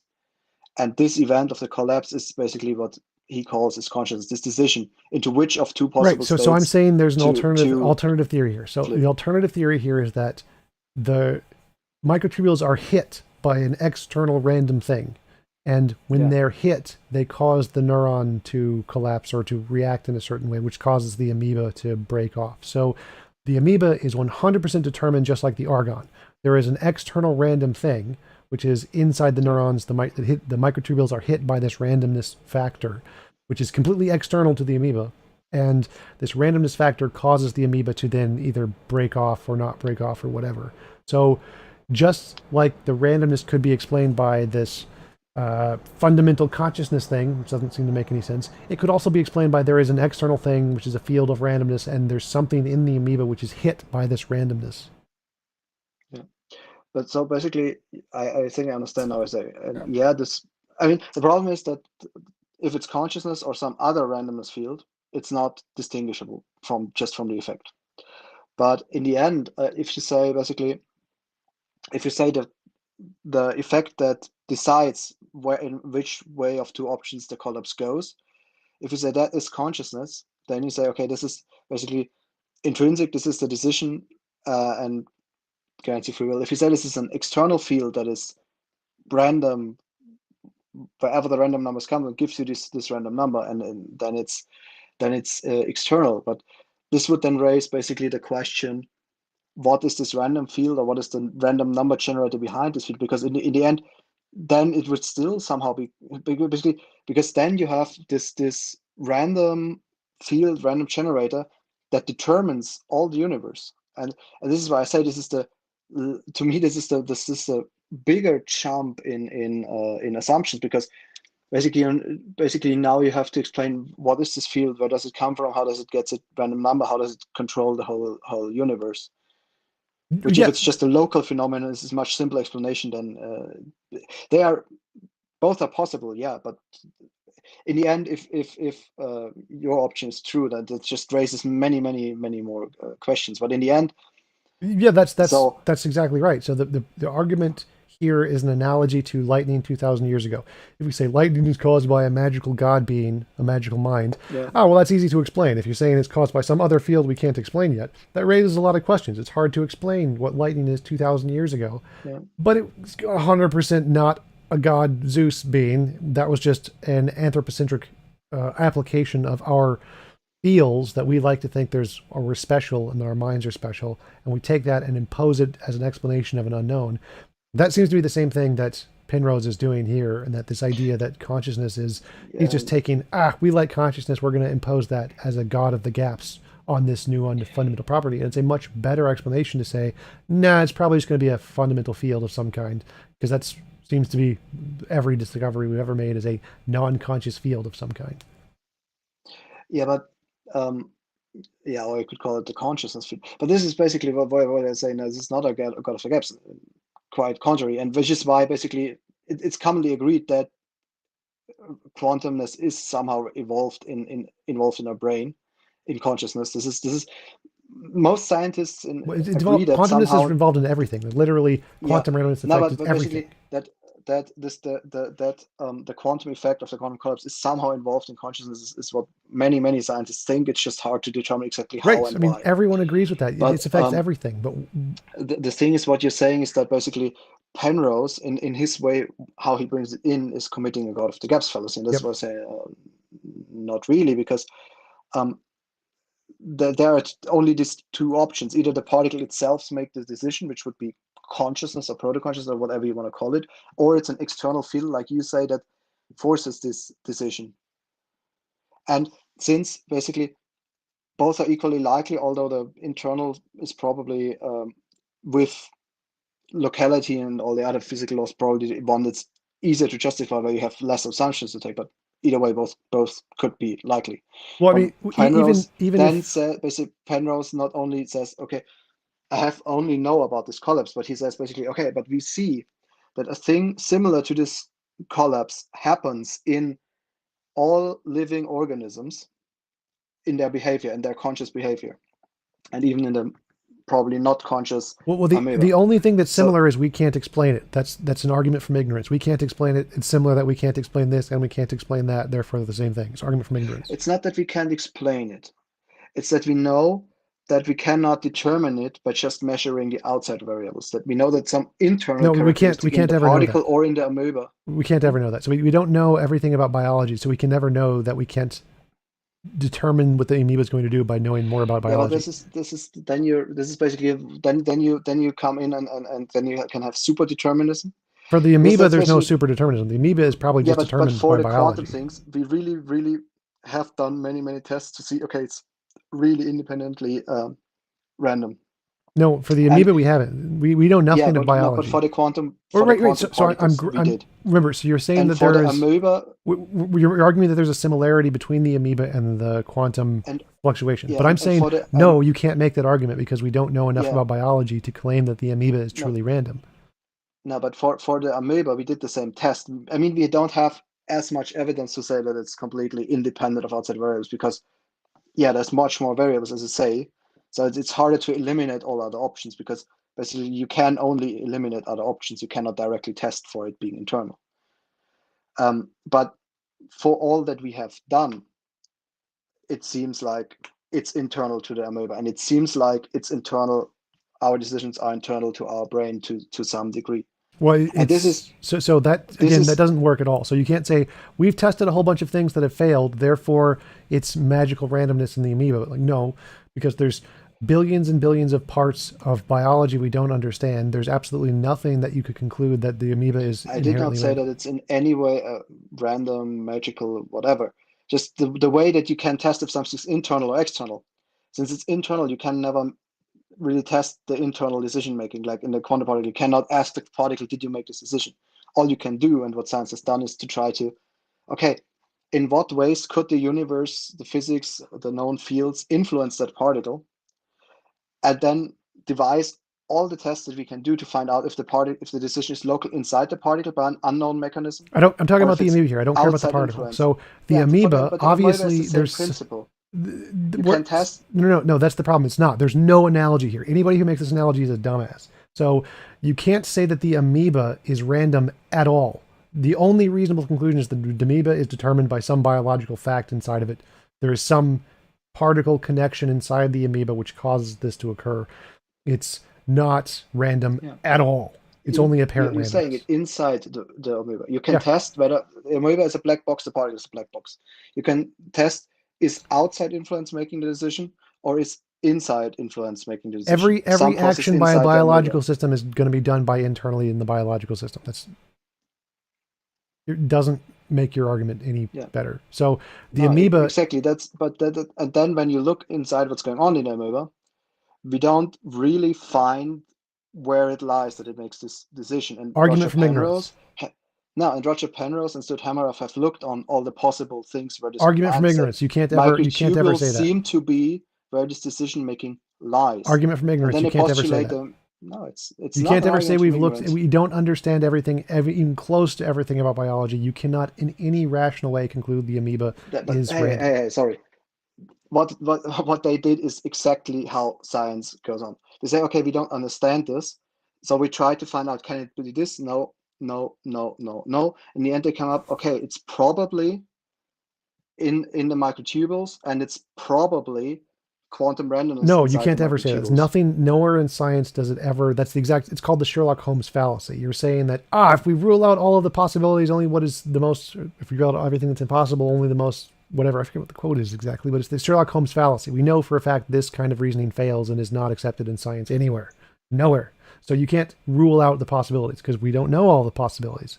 You can rule out the known things, but then saying you have this new hypothesis of microtubules, which has no evidence to support it whatsoever, and saying It that has evidence for so basically they already did some tests, and it's not fully confirmed, but as that 2019 review said, it's currently the best hypothesis or theory we have, and yeah, as far as I there know, is there has no. currently a You'll clinical have to present study the evidence to me. But as far as ongoing I know, there's testing no for it. evidence. There's no evidence of microtubules actually existing. They're just hypothetical, and so their hypothetical explanation doesn't do anything other than say I can explain X. Microtubules exist. It's hypothetical if they are where consciousness lies. So we The have them.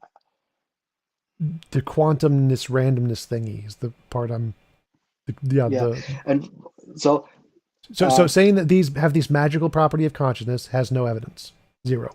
So I think where you're wrong is basically ruling out all other options in science to find where we have to look is something that's done. You cannot make a conclusion just from that, but that's done all the time. That you rule out if you're not sure how something works. That's also how you find an error if if the engine if something fails in a complex system like a robot. But always what you do is you rule out all the options until you say, okay, it must be there. and then you directly probe, and that's exactly what I No, did. that only Rule applies out, with systems that you have all the variables for. If you don't have all the variables, that's a completely waste of time other than to build a hypothesis. So no, that doesn't count as we evidence. never know all the variables, but this is what they did. They built these In an hypotheses by looking engine, at this you and do. drawing this In an analogy. engine, you And know what they all the currently, variables. So in an engine, you no, can you say don't. there are this many pistons, there are this many screws. You can figure out it's one of those physical parts. You know all of the variables in a human robot. You don't know all the variables in biology. You can't rule everything out in biology. All you can say is, here are the things we know about. It's none of those. Whatever else it is But in the question mark. robot, there's also a lot that you never know, especially if the robot is actually programming itself, self-learning. There's a lot you don't know about it. If a physical robot that we designed, we know everything about it. And the only kinds of systems that we can apply the reverse engineering to by saying it's not this, not this, not this, are the ones we know everything about.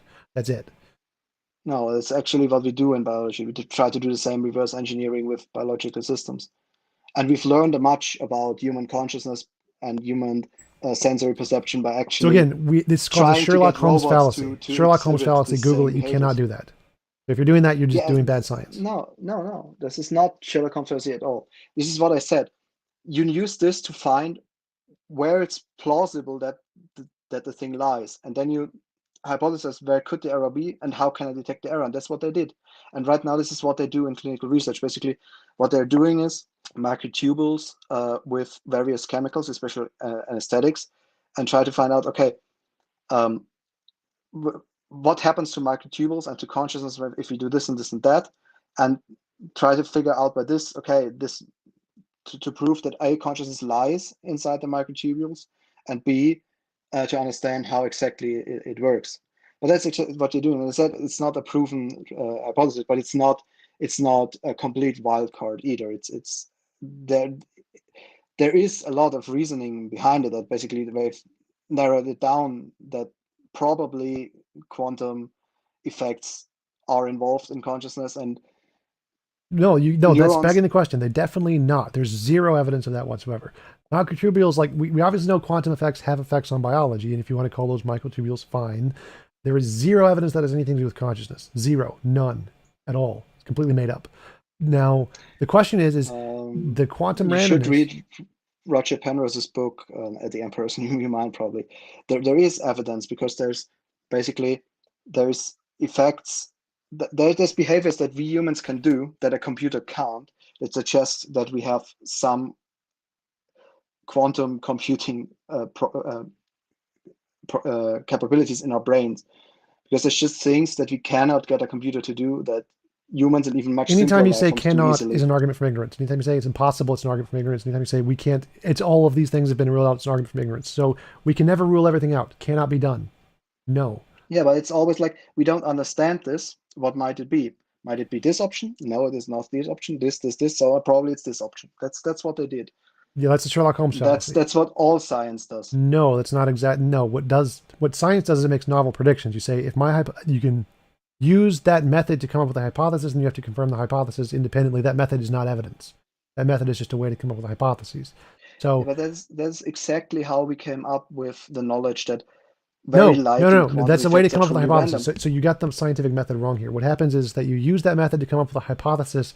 Then you have to have some independent confirmatory Yeah, evidence of then the you test hypothesis. this hypothesis, which Right. is what they're doing. But So this is that how we method on come its up with own hypotheses isn't all the evidence. time.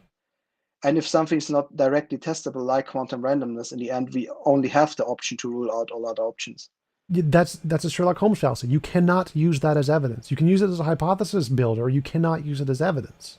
So saying that you're ruling out alternatives to come up with hypotheses is perfectly reasonable. Saying that you've ruled them out, therefore your evidence of your hypothesis, completely Sherlock Holmes fallacy. Yeah, that's not what I said. This is I explained how they came up with, and I just tried to explain how they are testing for it. Okay, so yeah, those are two separate you things. come up with a hypothesis So by how they came up with it doesn't options, matter. by comparing things that go on. This is exactly coming how up with a done. hypothesis isn't evidence. So how you come up with a hypothesis doesn't matter. You can just dream it up, and that's equally as good as a hypothesis builder. So yeah, that's not evidence of anything. The fact that you can rule things out isn't evidence of anything. What would be evidence is this independent method of confirmation. That would be evidence. Yeah, there is, as I said, there is testing going on for 20 years or something. It's not to the point where we say, okay, we're certain that it is, but we're at the point where even some papers write that it's the best theory we have. And this is always all we have, the best theory. We're never certain. Yeah, there's no best theory. That's just a guy's opinion. So there isn't a best theory on this at all. Um, but so the problem here is that claiming But that quantum, the theory of relativity by Einstein is also the best theory we have, and we know or we isn't the know best theory. definitely it's not Or correct. is his opinion. There's no best theory on consciousness. It doesn't occur. It doesn't exist. It's just a theory. So obviously Einstein's general relativity is the best theory. It's been confirmed. Until you have that kind of level of confirmation, you don't have a best theory. You just have a theory. So there isn't a best theory of consciousness. That's just a person's opinion that is the best theory. If until you get a consensus in neurology, probably, then it wouldn't count as a best theory. I'm not sure. No, I think neurology is actually completely the wrong subject, because we know that the neural computation model is not enough to explain what's going on. Not enough argument from ignorance. So again, you have to go. No, we know that we know that just the neuronal processing cannot explain consciousness. That's been ruled out, and that's been ruled out exactly by experiments like this, that we tested different levels of intelligence, like amoeba, what behaviors that we have do they also have, and like humans with brain damage, and we found out that basically you can lose a lot of what we thought was involved in consciousness and still be conscious, and that this is this is how we progress. We test. None of that is disproven neurology We at all. None of that is proven that every conscious decision in the brain is 100% determined by neurological shape. sorry, what? None of that has disproven that neurology is the determining factor in consciousness. No, but we know that the neural classical computer model alone does not explain what consciousness and our decision making. So neurology would include every The effects physical that we feature in see the brain. So it's not from just consciousness is not. so neurology encompasses every physical part of the brain. That's the determining Yeah. factor. So even if there's smaller things that make up neurons, those would also be a part of neurology. So the neurological features Yeah, of the but brain. not normally not. I mean, yeah, but this is basically the field looking inside the neurons and looking what's going on there. And if that is where consciousness is, that is exactly the field that Stuart Hameroff and Roger Penrose are advancing and leading. Right. So that would still be neurology. Neurology is concerned with neurons and what makes them and how they No, that's operate. then actually quantum biology. Right. It's still if that is the cause of neurons, that'll be a part We of can call neurology. it quantum neurology, for example. Right. So the question It's here not is classical none of that neurology. matters. So what we're saying here is that the neurologists are the ones who determine what the best theory is. No one else cares. The quantum biologist, you don't even get an opinion until you can determine that it has some effect in neurology. You get no say.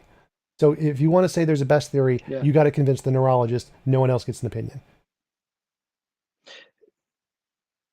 Yeah, more or less. But I can send you the paper. This is a paper that looked I've read it. into I've all looked these at the quantum Orgeois consciousness theory. theories. I think they're all ridiculous. Just God of the gaps. So making a comparison between an amoeba that you don't understand and claiming that because you don't understand it is therefore fundamentally random and there's some analogous fundamental randomness to an amoeba and to quantum particles is ridiculous.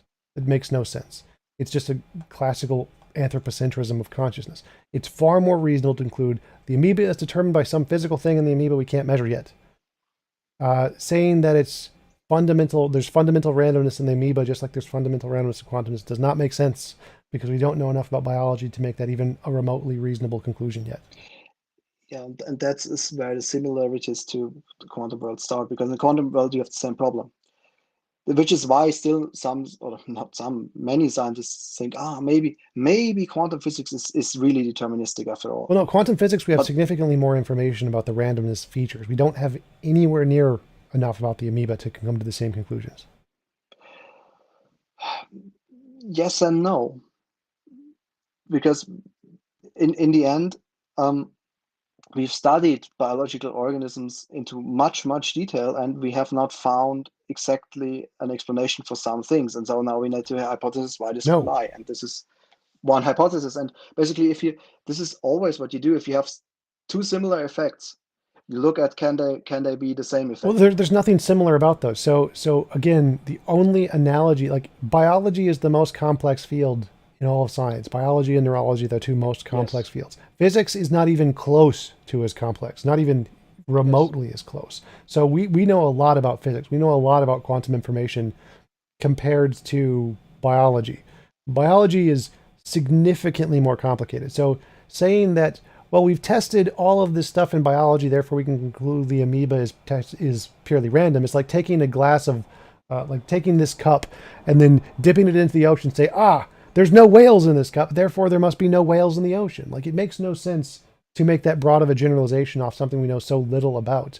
So to say that there's some analogy between, we haven't found the determining factor in amoeba, even though we know less than 1/10 of 1% about anything about the biological structure of an amoeba, makes Yeah, no but sense. why is it I mean, why is the hypothesis absurd? I mean, But you see random behavior. oh yeah, so Why shouldn't it be similar in effect? because it's not random, it's just we can't understand it. So if the I mean, Romans 2,000 years ago, it's clearly random. The question is a determinism underlying the randomness. that's so if we were a Romans 2,000 years ago and we looked up at lightning looks random because we don't understand it. Could we conclude 2,000 years ago, would it be reasonable to say that lightning is consciousness? Um, no, but How is that that's different? not that's yeah, because basically we know that there is a process going on that we don't that we try to explain in the quantum effects, and we see similar effects that might have the same explanation. So this is, I mean, for a lightning that pops out somewhere, in the end, it's also down to quantum effects. But the lightning is passive; it does not. Basically, the difficult question is here: what is agency? Why are Well, things? What is the difference no, between no, no. alive and We don't, dead I don't things? want Is to the talk about question, right? agency yet because we're just looking at the quantum particle. So let's assume we know quantum physics and we know that quantum randomness is a thing, and assume we are living 2,000 years ago with knowledge about lightning. So we have no knowledge of lightning. We just see, oh, look, there's a random event in the sky that we can't predict. We could say, oh, those look really similar. There's a random thing in quantumness we can't predict. There's a random Yes. a random result in electricity or lightning that we can't predict. Based on your reasoning, we could come to the same conclusion and say, well, those are both the same thing. Lightning, the quantum randomness is caused by lightning because they're both random. Or lightning is caused by the quantum No, randomness, which then would be close to the truth. no, no. So, And so this is what I'm trying to I'm say. saying lightning. We have found only randomness. We have found only once in physics, in quantum. Everything is deterministic, but somehow quantum No, physics we told found us no, randomness there's in things that every are single random. place we couldn't explain something. It looks random. Every single time we can't explain something and it's random. So Yeah, but the only thing where we are relatively certain that it's really random is quantum physics. right, and we are equally as not Yeah. certain about the amoeba as we are not certain about every other thing we don't know, because the amount we know about the amoeba is equivalent to the amount people knew about lightning 2,000 years ago. So it's equally as unreasonable to conclude the amoeba is truly random and is Yeah, therefore but analogous if you to. have this true randomness, as long as you accept that quantum is true randomness, you have two paths to come to allow for free will. I mean, it's not saying it's proven, but to allow for free will. One is quantum randomness is directly involved in consciousness, which would directly give you free will if it's really random, or if Archer is true. And the second part is what I tried to argue in the beginning, because it's Remember, that's a false dichotomy. I said that before. So we because you can go into false dichotomy. So remember, we no, both agree the randomness is there. The randomness could be caused yeah, by consciousness or it could be caused by a non-conscious something. And there's infinitely many non-conscious somethings it could be caused by. It could be internal to the proton or the atom and it could be non-conscious. It could be external yeah, like a field and could be non-conscious. There's lots of different alternatives that could cause the randomness. The question is yeah, but why did you conclude it was conscious? And the reason you gave was because it's analogous to an amoeba. if We don't know anything yeah, about amoebas. That's like making the analogous to lightning argument. If we don't understand lightning, we don't have any idea what causes it. We just think lightning is some fundamental force in the universe or whatever, and we could conclude that it's random. The lightning is random, just like the quantum particle is random. Therefore, they must be made of the same thing because they're yeah, both but random. this is what we also agreed on, that we have lots of evidence that suggests that quantum effects are involved in biological decision making, which is why this hypothesis of Ochoa was what I was trying going back to this. If this is true, if quantum randomness is directly involved in consciousness, then we can have free will is the one. The other is, even if it's not, as long as there's quantum randomness that is truly random, and our brain looks at this randomness and makes decision based on this randomness with a goal, then there's also a possibility for a degree of free will. Not saying that we necessarily have this free will, but right now just trying to explain to you how we could have free will based on quantum randomness. There's two paths to that. No, so that's the part where I'm trying to get to here. So if we grant quantum, we both grant quantum randomness is real. The question is what is it? Is it made of consciousness or is it made of non-conscious something? Yeah. Both can explain all of the data. We have no reason to believe amoebas are conscious at all. None whatsoever. So we see this feature of quantum randomness in particles, and we see this feature of quantum randomness that can affect the neurons in amoeba. And we see this feature of quantum randomness that can affect the protons in rocks. So the problem here is that when you make a leap from how is this evidence that it has anything to do with consciousness? That's the problem we're trying to bridge here. Saying that there's a thing in an amoeba that happens that can't be measured has nothing to do with consciousness. That can be easily explained by my hypothesis that it's a non-conscious thing affecting the neurons in the amoeba, just like the same non-conscious thing can affect the protons in the rock. So what about that gives you evidence for consciousness? Yeah, there's lots of evidence for this. I wanted to get a bit back from the theory because I just wanted to. The reason I didn't bring it up in the first place is because it's not proven. And to me, I've looked into the evidence that is there, but this is just, it takes a long time. All these experiments that Stuart Hameroff does with bringing you into basically giving you anesthetics and bringing you back, and all this evidence suggests that maybe this microtubule theory might be right. But just leaving aside this theory, because you're not, if this theory is wrong or right, if this was true, then we would have free will. This is what I'm trying to coax out. Or if we would still say we don't have free will if this was true. Well, I still don't. And also saying that there's another way we could have free will that's not to do with this theory at all, what I tried to explain in the beginning. Well, I still don't understand what you would mean by free will in that context. So saying that if Ocho was true, if quantum particles really make a proto-conscious decisions, or the simplest form of consciousness, just deciding left or right, if it's really up to the particle to decide, not guided by any external influence, would you call that a free will decision by the particle? No, I'd still say that isn't a coherent definition of free will. So I'd still say you're just, the question But is, I think right now you're just defining free will in a way that it's just never possible. Well, that's what I'm asking you, is how you define free will. Because if free will is defined as our consciousness' ability to affect our decisions in some way, like my literal thoughts can cause my actions, that seems to be impossible. Now, it can, obviously, the things that cause my actions, my thoughts are caused by prior things which are not my thoughts. Now, my thoughts in the present can change the way my brain structure will be in the future, but the thoughts in the present were caused by other things that were not my thoughts. Yeah, but can you change your thoughts?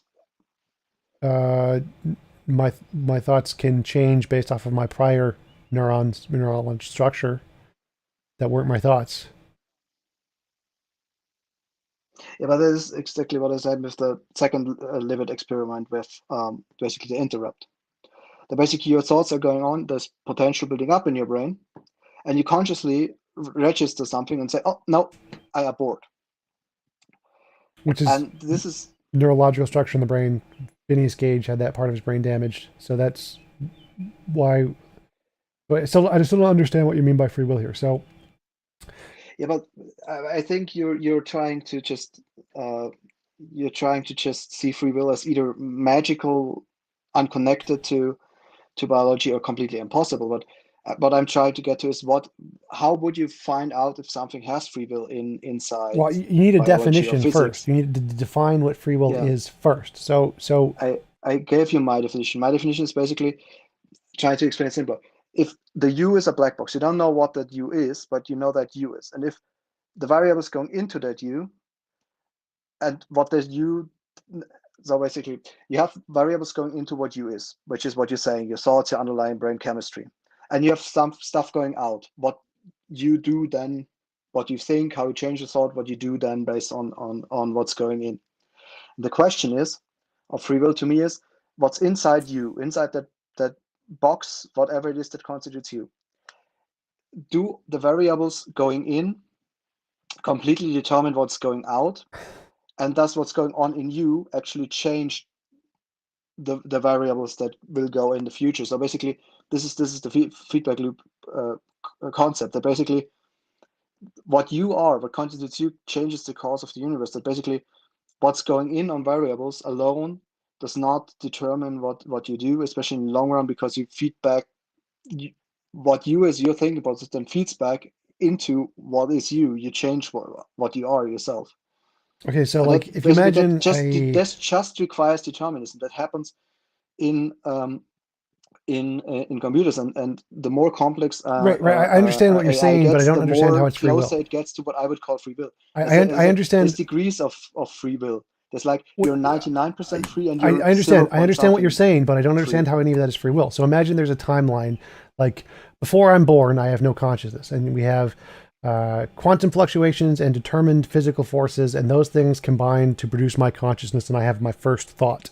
And so my first thought is 100% determined by none of my thoughts. So there were no thoughts, then there was a thought. And now, once I've had this thought, which was 100% determined by those other things which were not me, it seems like I had no free will at that point, right? Did I have free will at the Yeah, point of my first thought? this is this is something that Sam Harris makes, which says this misunderstanding of the concept.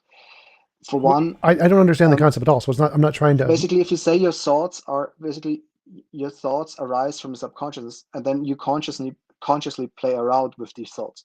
So yeah, the thoughts popping in is determined by completely by the variables going in. But what you do with this thought then, for all we know, is not determined by anything outside your brain. It's not what I'm asking. So I'm asking like before I was born. So I wasn't born. I had no free will, right? Yes. You would agree there's no free will before you're Yeah, born. you were not there, so Okay. So now I'm born. I have my first thought. Do I have free will? yes, because you can then alter the thought. You can play with the thought, like Well, no, with no, no, no. the elephant you said. This is on a timeline. Like t A thought equals. is not free will to me. Free will is what comes out in the end after you've done with your thinking and start having actions. Right. So what I'm saying here is that I want to go through a series of steps and see at what point do I gain free will. So the first step is I'm not born, so I don't have free will yet. Okay, I'm born. I have my first thought as a baby. Yeah.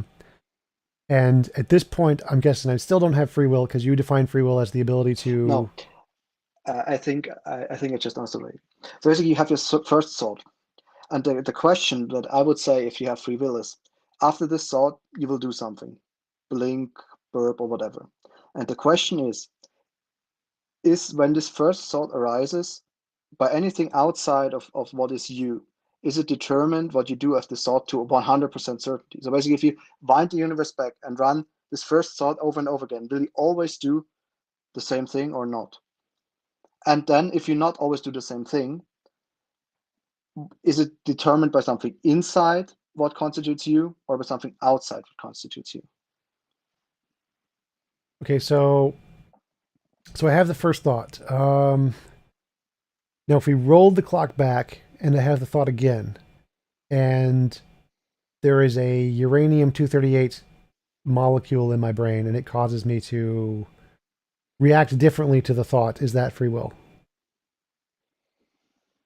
It could be considered free will if it goes on for a long enough time, but What do you this mean? is the weakest form of free will. This is What what do I you say. This is mean goes on for the long enough weakest time? form of freedom. Basically, if it's just a random event that causes you to make different thoughts, but it's just inside your brain, not outside, this would be a very, very weak form of free will. But a more complex option of free will would be basically if how can you interact with this thought basically? Is what you do with the thoughts conscious determined, or all just predictable in the beginning? So basically, what happens in your brain? How does your brain make a decision? Is this deterministic or purely deterministic or not? And if it's purely deterministic, then I would say it's you only have this very, very limited, very, very weak free will, like you said, with quantum decay in your brain influencing what you do, which would still make you an independent actor. That's different than the rock, because the rock then does nothing based on this quantum change, but you actually change your behavior and can influence that behavior when you learn, okay, I randomly, because something happened to me, did A and not B that I would usually have done. You can then learn to do A more often because it was actually beneficial. Let So me ask. that Let is the me. weakest form. That is the deterministic form of free will. That it's not really free, but it's still, for me, I consider it a certain degree of freedom, which is what I would grant any complex AI. Okay, let me ask you a different way. Is my first thought a result of my free will? No, Okay, why? because the thought is composed by your subconsciousness and arises in your consciousness. And consciousness then only starts with the thought. Once the thought is conscious, then your conscious process starts. I mean, it's difficult. I consider subconscious also part of you and part of your free will. But if I'm going with you because you're so focused on the conscious decision. And then if you say it really needs to be a conscious decision that you consider it free will, then I would say no, that the thought is not connected to free will. But by your definition, it seems like that would still be a result of your free will, because the amoeba you said has some level of free will. There's some base level of free will that would exist prior to any thought. Yeah, I mean, under my definition of free will, I consider me the actor, that what is me, not just my consciousness. I consider my subconsciousness and my unconscious parts of my brain also part of what is me. Okay, so your first thought is a result of your free will in your model. Of the weakest form of it, yes. Okay, I think that's a major problem. It's because when most people use the term free will, they're saying that my thoughts themselves are the originator of the decision. And if the thought is a result of something else, then that Yeah, wouldn't be what people normally think of as free will. I know, but this is basically why I think this is a misunderstanding, because people think that the consciousness is just a self outside of the brain, but the consciousness is part of the brain. But so basically, what I wanted to say is that this arising thought in my model is part of the very, very weak free will that I explained with the basic simple feedback loop. I still think that the higher consciousness, that what you do with this thought then, is not explainable by a pure computational approach, and requires some other mechanism, be it quantum mechanics or something else, because it's just not just basically the behavior we see does not fit the explanation that it's just a purely computational thing. And the real freedom is basically what you do with the thought. Basically, like, you're told by a researcher to click a button, and the researcher says, okay, we do certain we show you sounds before you want to, at random intervals in time, and when you hear the sounds, you then please decide, proceed to click like you wanted to, or abort and not click. And basically, this is basically the thought I want to click arises from your subconsciousness. It's relatively weak free will. But then the abortion, basically, when you hear the sound consciously and you're okay, my consciousness now has these two things. I just wanted to click, but I heard the sound and I'm asked to now consider if I want to click or not. And you don't really go into a conscious deliberation if you click or not. And this is what I say where the stronger free will lies, and what is not fully understood yet how it works. Okay, so I want to go back to the before I exist, I have no free will. My first thought is a result of my free will, which existed before any thought I had. So let's go to the amoeba.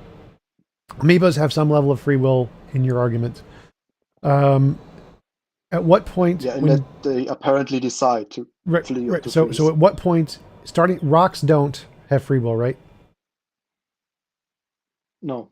Okay, so at some point between a rock and an amoeba, they gain free will. Yeah, this is essentially comes to what is the definition of life, right?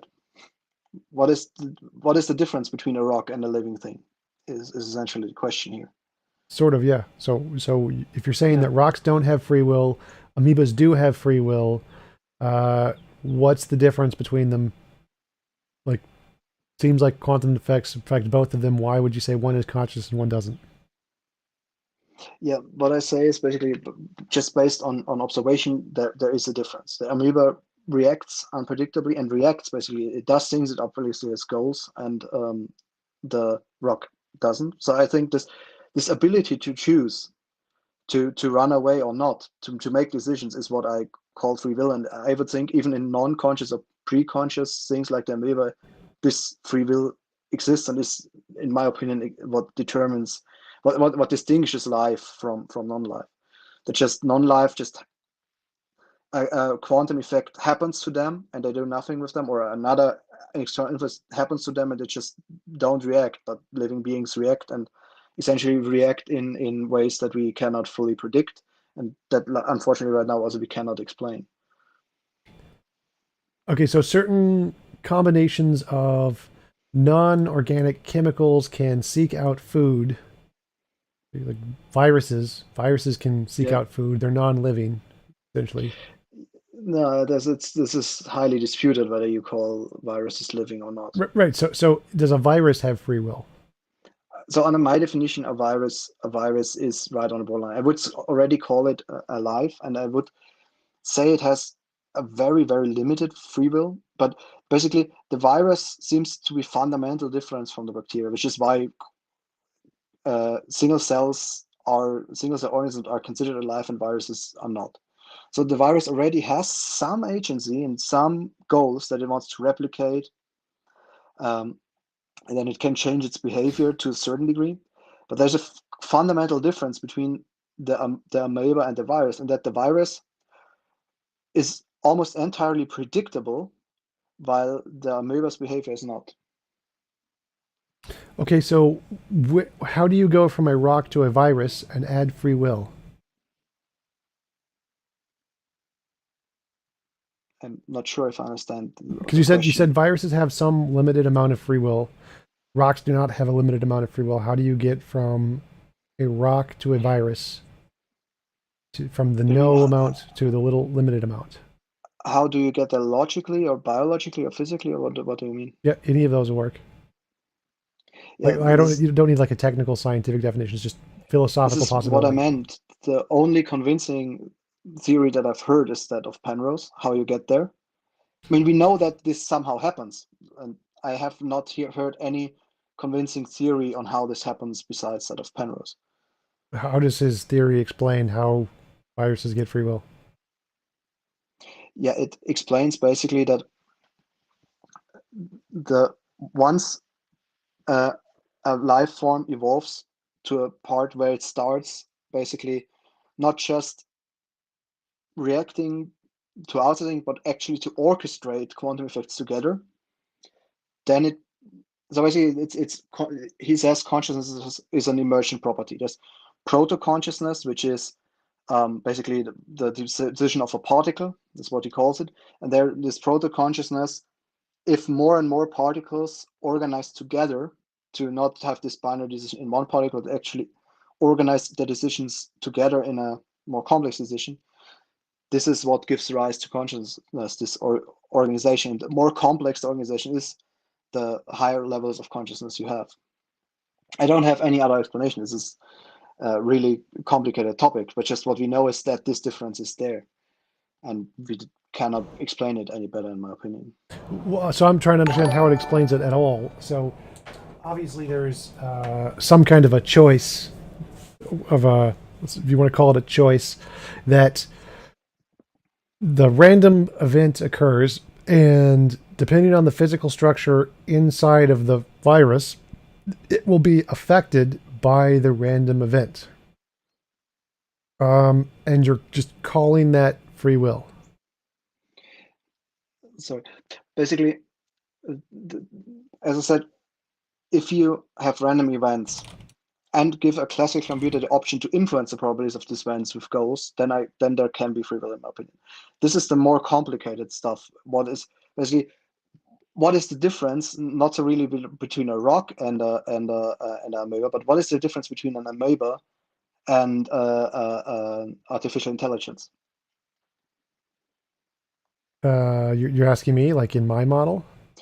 No, that's basically the question is underlying the thinking of Penrose, and why before he postulated his theory, he wrote the book The Emperor's New Mind, where he actually looks at exactly this: what can computers do and what can't they do, and comes to the conclusion that basically, okay, even our most complex computers that are way more complex in their processing capabilities than any amoeba still cannot exhibit this unpredictable behavior that the amoeba can.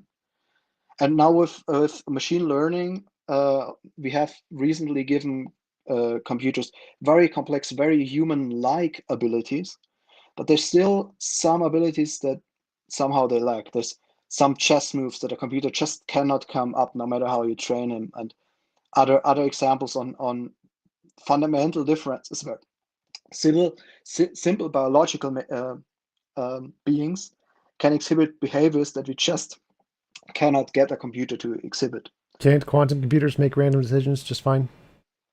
Quantum computers, yes. So computers can do it. It's fine. Yeah, but only quantum computers, which is why basically then scientists said, like Penrose and others, that okay, there must be some part of the brain that works similar to a quantum computer, maybe not exactly like the quantum computers we have in the lab, but this might be the thing. And a quantum computer, in my opinion, no matter if OR is true or not, a quantum computer, if it has sufficiently many qubits, will at some point be indistinguishable from a human. That's a good testable with prediction. That I like. So that we can say that if we can build a computer with sufficiently high numbers of entangled qubits that is not conscious, would that falsify your theory? So like if we could build two different quantum computers with sufficiently complicated qubit systems, one is conscious and one is not, would that falsify your theory? I mean, it depends if I mean, Penrose's approach to falsifying it and Hameroff's is better because they actually probe the brain to see if they can find traces of this quantum effects ongoing and orchestrating in the microtubules. Well, that's which would that's directly falsify begging the it. question. They are really trying to falsify it. A quantum computer, so basically, a quantum computer getting conscious or being indistinguishable from a conscious being to us would probably prove it. But if it falsifies it, we wouldn't. If it doesn't become consciousness, we would not know if we just did the coding wrong. But my opinion is that why would the coding make a difference? What I've already seen in AI and robotics is that I'm pretty sure that within 10 or 20 years, even classical computers will be very similar. Though I think, based on what Penrose wrote in Emperor's New Mind, and based on my own observations, that there's still a fundamental difference. You can maybe emulate the human to 90%, but there's maybe 10% left that a classical computer cannot do, as it seems today. But I think a quantum computer, if programmed right and with enough qubits, might be able to really mimic a human that we cannot distinguish it anymore. Right. So what you're saying is that if the quantum randomness itself is the proto-consciousness, and any sufficiently complicated combination of the proto-consciousness will end up with a consciousness like ours. To falsify that, you would need to build several sufficiently complicated combinations of these quantum entangled particle systems. That's a different question, because a quantum computer definitely does not, for all we know right now, does not use that mechanism. It does not orchestrate the qubits together. So this is why they test it by basically using anesthetics on microtubules and measuring the frequencies. Wait. So I'm granting that. I'm granting that. What I'm saying is that if your theory is right, we can take a quantum computer and orchestrate the qubits together. And if we do that with a sufficient amount, it will always produce a consciousness. Because that's what consciousness is. So in order to falsify your theory, we just have to do that for two different systems. One has to be conscious and one does not conscious. And that would falsify the system, because if your theory is true, then any sufficiently complicated orchestrated system of qubits would produce consciousness by definition, because that's what consciousness is. So if we can do that and not produce a consciousness, and it's just a single, essentially no different than a regular computer, that would falsify your theory. Yeah, as it's not the best way to falsify. There's better ways, and I would say it otherwise. What would falsify the theory is if in 10 years we have an AI that uses a not non-quantum computer, and if that AI at some point becomes really indistinguishable from humans and overcomes all the obstacles that computer scientists have laid out to distinguish computers from human minds, if we can overcome all this and cannot find one anymore, it will also be falsified probably because Yeah, that's a great example uh, too. this would basically show that it's possible without it. Cool. Yeah, I I mean, think that's a great way to think about the theory. So yeah, I think that makes a lot of sense in the way that you proposed it. If we can think about it in the terms of those two methods as being a way to falsify it, I can understand better what your theory is saying, and that makes more sense to me. So that's very helpful.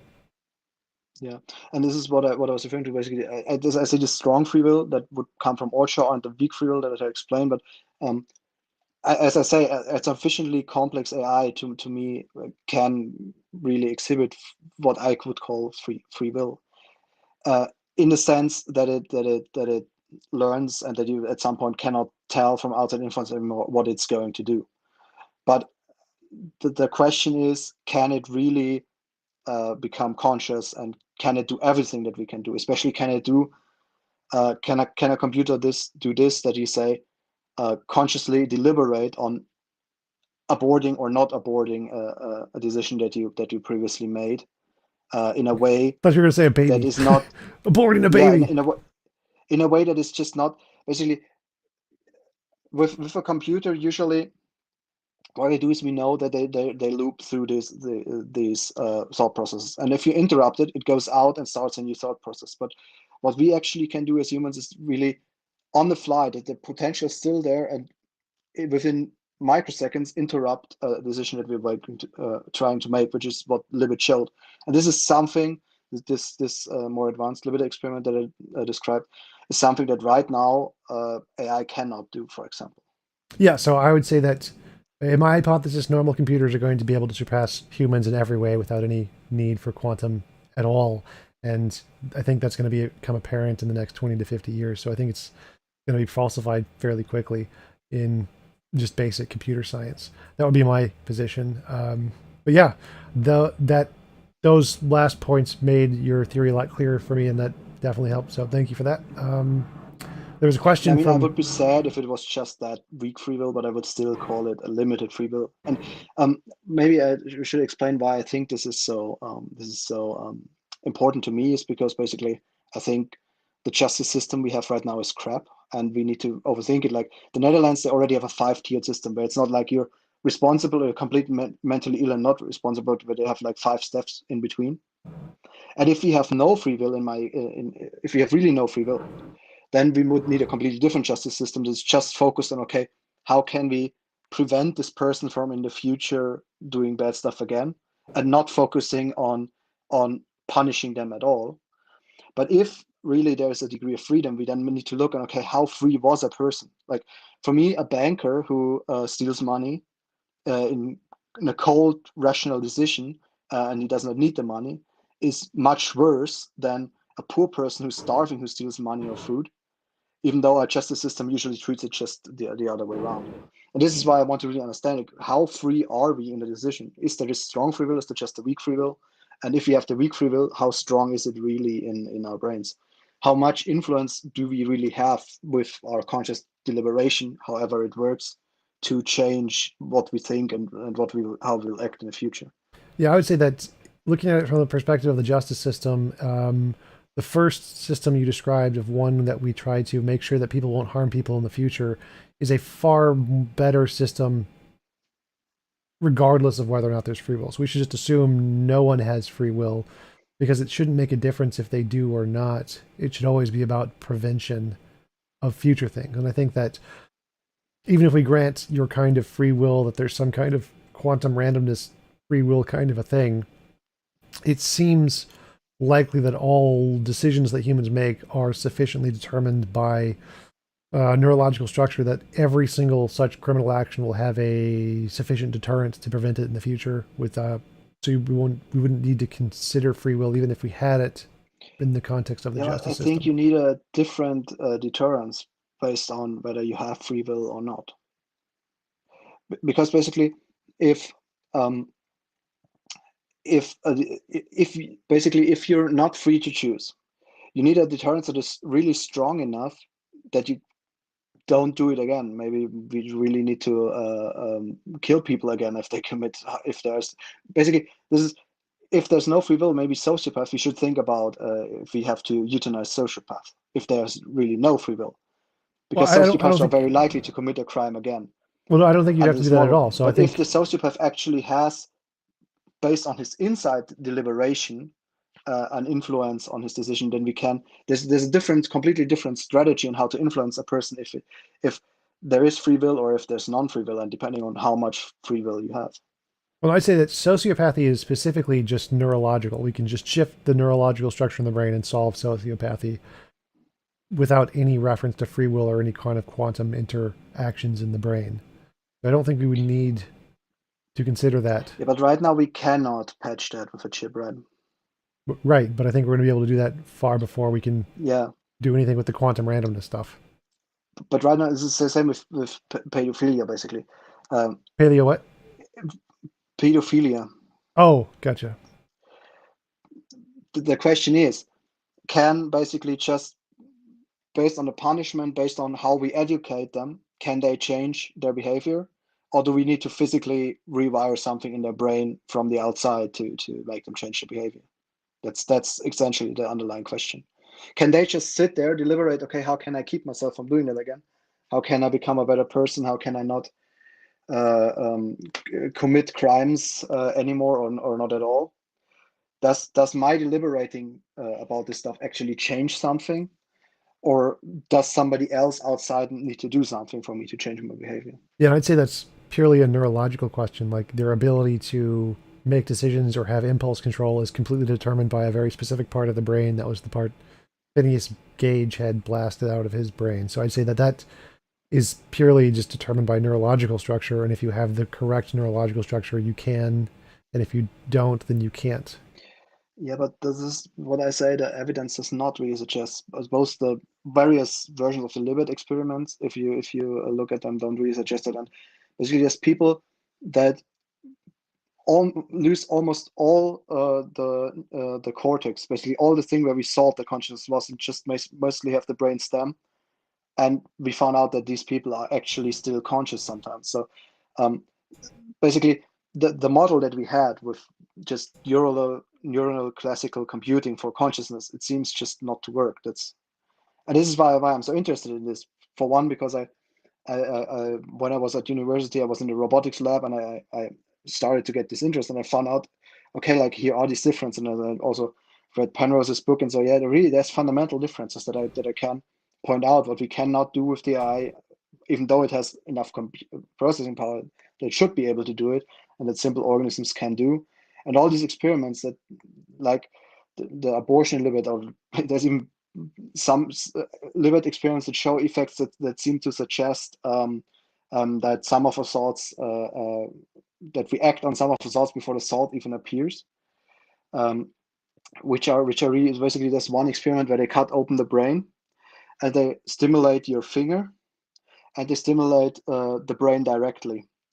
And for some reason, it takes much longer for the direct stimulus to register consciously with you than if the finger is stimulated. And there's lots of these experiments that all suggest that somehow there's more to it than just basically a computer. And or at least that even if it's a computer, it's a very sophisticated computer that really can feedback and train itself to do things that we would not expect it to do, that we can't get a program computer to do yet. Yeah, So I think this is exactly the core of the question. Is it? yeah, for sure, it's definitely the core of the question, but I think it's just a magnitude question. If there's a sufficient amount of neuroplasticity guided in one direction in the brain, it's going to cause you to do something, and there's nothing you can do to stop it. That would be my interpretation. So I think that Yeah, that's again the question of what is the you. I mean, if it's in the brain, I would say it's probably already you. if it's a brain process. But even if you say limit the you to just the conscious you, it seems from the evidence that this actually changes something. And this is exactly what the experiments are trying to test, basically.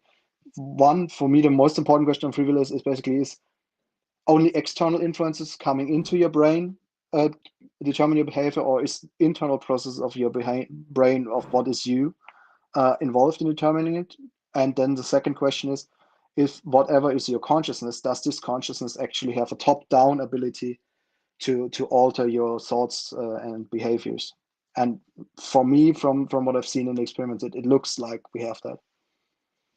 Right. I think that's not correct. I think that if someone puts an electrode in your brain, the electrode wins and you lose. You have no control over it. Whatever is going on in your brain is going to determine your thoughts, not the other way around. We got a super chat from Show Vertica. He's asked, can you define choice? Because choice is a conceptual explanation of potentials. It's not a reality. Nobody chooses because of the inability to do otherwise. Yeah, that's exactly what I'm trying to explain. Is choice. I mean, the debate is with free will is either you have 100% choice or no 0% choice. Basically, it's a correlation question. How much is what's going on in your brain, in your subconsciousness, and outside influences correlated with what goes in your consciousness and what your consciousness does? And if that correlation is 100%, you have no free will. If it's 0%, you would have libertarian free will. And obviously, we don't know it's not 0%, but I would argue that from the data, it suggested that we're somehow somewhere between 0 and 100 and not at 100. That's exactly the question. Okay.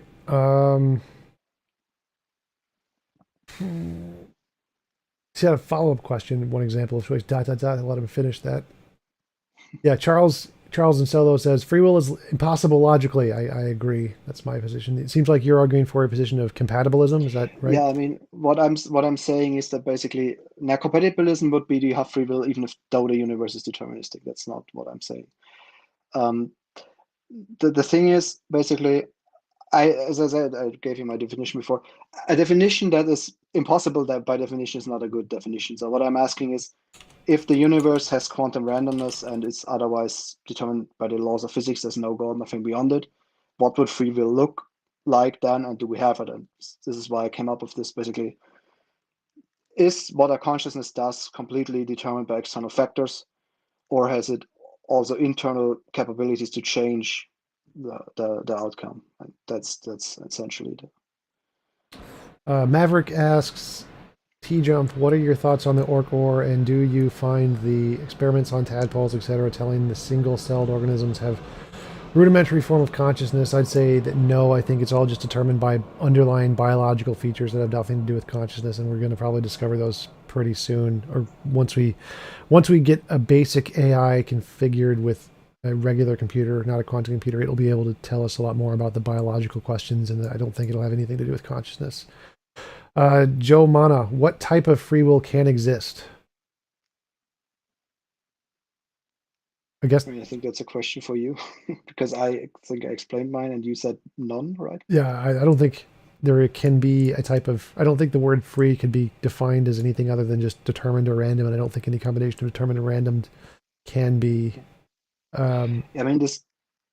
Sorry, I didn't want to interrupt you. Oh, But that's this fine. goes back to the question that I think you never answered. Whether to ask you if the particle goes to the left and right slit, and it's really determined by the particle. And not by something outside, if that would be free will or not. I'm not sure if you answered that. No, I'd say that even if it's determined just by the particle, could be determined by some non-conscious thing in the particle. It doesn't need to be consciousness. So it's but if it wasn't, so basically if all the variables are internal, even if they are random, but if it's just inside the particle, would it be the particle's decision or not? I'd say it could be consciousness or it could be not consciousness. So either one is possible. And I'd say it would be incoherent to say that just because it was internal to the particle that it was then necessarily consciousness. Yeah, but what I wanted to find out is basically if really the particle, say, call it consciousness, call it whatever, in the particle, let's call it consciousness just to not make the answer complete. If the particle really did a conscious decision that's just inside the particle, would you call that free will or not? Well, that's kind of the question. If consciousness can have some kind of a causal interaction, could that be free will? Maybe, but I don't think it can. So that's the part that I'm doubting. I'm doubting that anything that could be within a proton that could cause some kind of a causal result of randomness could ever be referred to as consciousness. I don't think that would apply. So I don't think, because whatever is causing that, I don't think would count as conscious. I don't think it would be fair to call it free will either. So it's inherently the nature of randomness that we disagree upon. You say that randomness somehow must have some underlying causal structure, as I now. Well, no, you would agree with that. So you're just saying that the cause of the randomness is consciousness, and I'm saying the cause of the randomness is a non-consciousness. So we're both agreeing that consciousness has some underlying nature to it. We just disagree about what that nature is likely going to be. Yeah, but basically, even if it was non-conscious or proto-conscious or whatever you want to call it, for me, this would still be a decision by the particle, unless there is really an outside field that tells the particle what to do. If well, I mean, the particle does it, and it depends what you mean by choice and decision. Like, it could just be a property in the particle that has nothing to do with a choice or a decision. It's just like spin or charm or some just property in the particle. It has like a randomness property or something that has.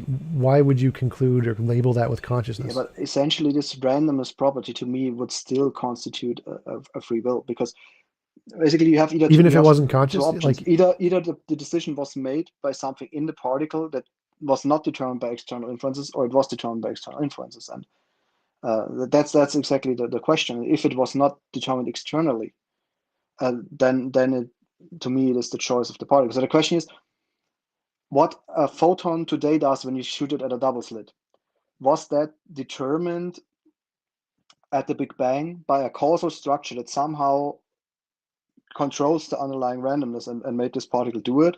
Or is it really the particle as an entity that does the decision? Well, I mean, I could grant it's the particle or some property in the particle that wasn't determined at the Big Bang, and there's some randomness property in every particle, but I still, for it to count as consciousness or to count as free will, I would require that it has some kind of thought of a pink elephant kind of a thing. And if it doesn't have that, I'd say that the word consciousness and the word free will would not apply. I'd say it's no different than charm or spin or any other mass or any other actual non-conscious property that exists in the electron. So I'd say it's more likely that the randomness decision was more or less like the charm decision. It wasn't a decision at all. It was just a feature in the electron, but it's a non-determined feature rather than a determined feature.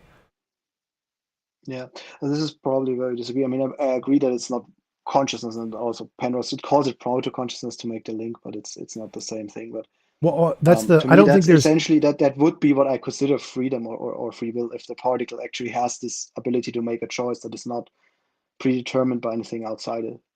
I mean, maybe then just particles have this free will, and we're just trying to live with this free will of the particles. But I think from all we know that at least the particle has free will. Yeah, my objection is in a simple proto form of free will, not.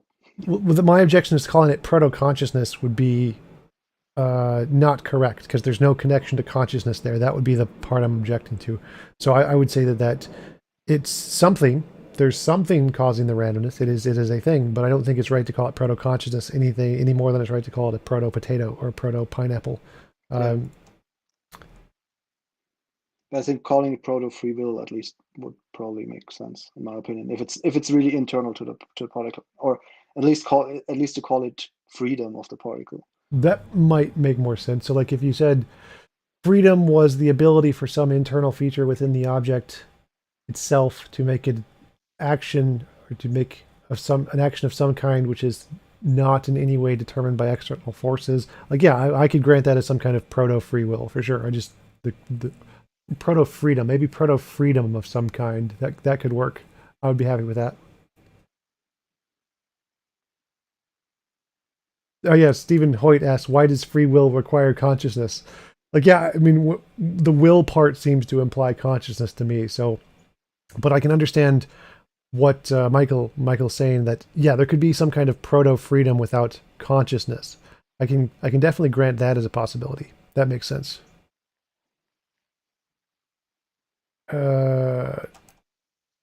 Nathan Sanders, do you think free will should be taught in schools? Trying to convince adults is nigh impossible a lot of the time. No, I don't think anything should be taught in schools that isn't empirically demonstrated, pretty much. Joe, Agreed. Yeah. if I eat a sandwich, Unfortunately, they don't. yeah, that's true. Schools teach a lot of very stupid things. Like, I went to a Catholic school, so they taught religion in my school. Like, wow. If I eat a sandwich, did I have the choice not to? Can we prove this empirically somehow? I think that's a question for you. Like, would it be possible to go back in time and have a sufficiently complicated quantum system that could make him not eat a sandwich? Basically, if we find a way to rewind the universe, that would be the proof. It's just really difficult. I mean, the way to approximate is that you redo decisions that are very similar under very similar conditions. Basically, example of sometimes uses if you always on May 1st at 20 degrees go to your ice cream parlor and choose different flavors for no apparent reason, that might be free will. It's just the problem is that you always have so many variables going in that unless you rewind the universe, you might always be able to point to something and say, maybe that was what determined it. But in the end, why I say that we probably have free will is because I think the data suggests it. I just don't have the ability to rewind the universe and do the actual experiment. The Maverick asks, how do you account for anesthesia switching off awareness but retaining control over bodily function and a direct correlation to vibrations of microtubules? Is that for me? I think so. Because that is basically part of what they do in the testing, and to my knowledge, it's completely that what they predicted, and which is why this over the past few years where we have actually developed. So basically, the history of OCHR is it was proposed in the early 90s, I think, and didn't really catch on.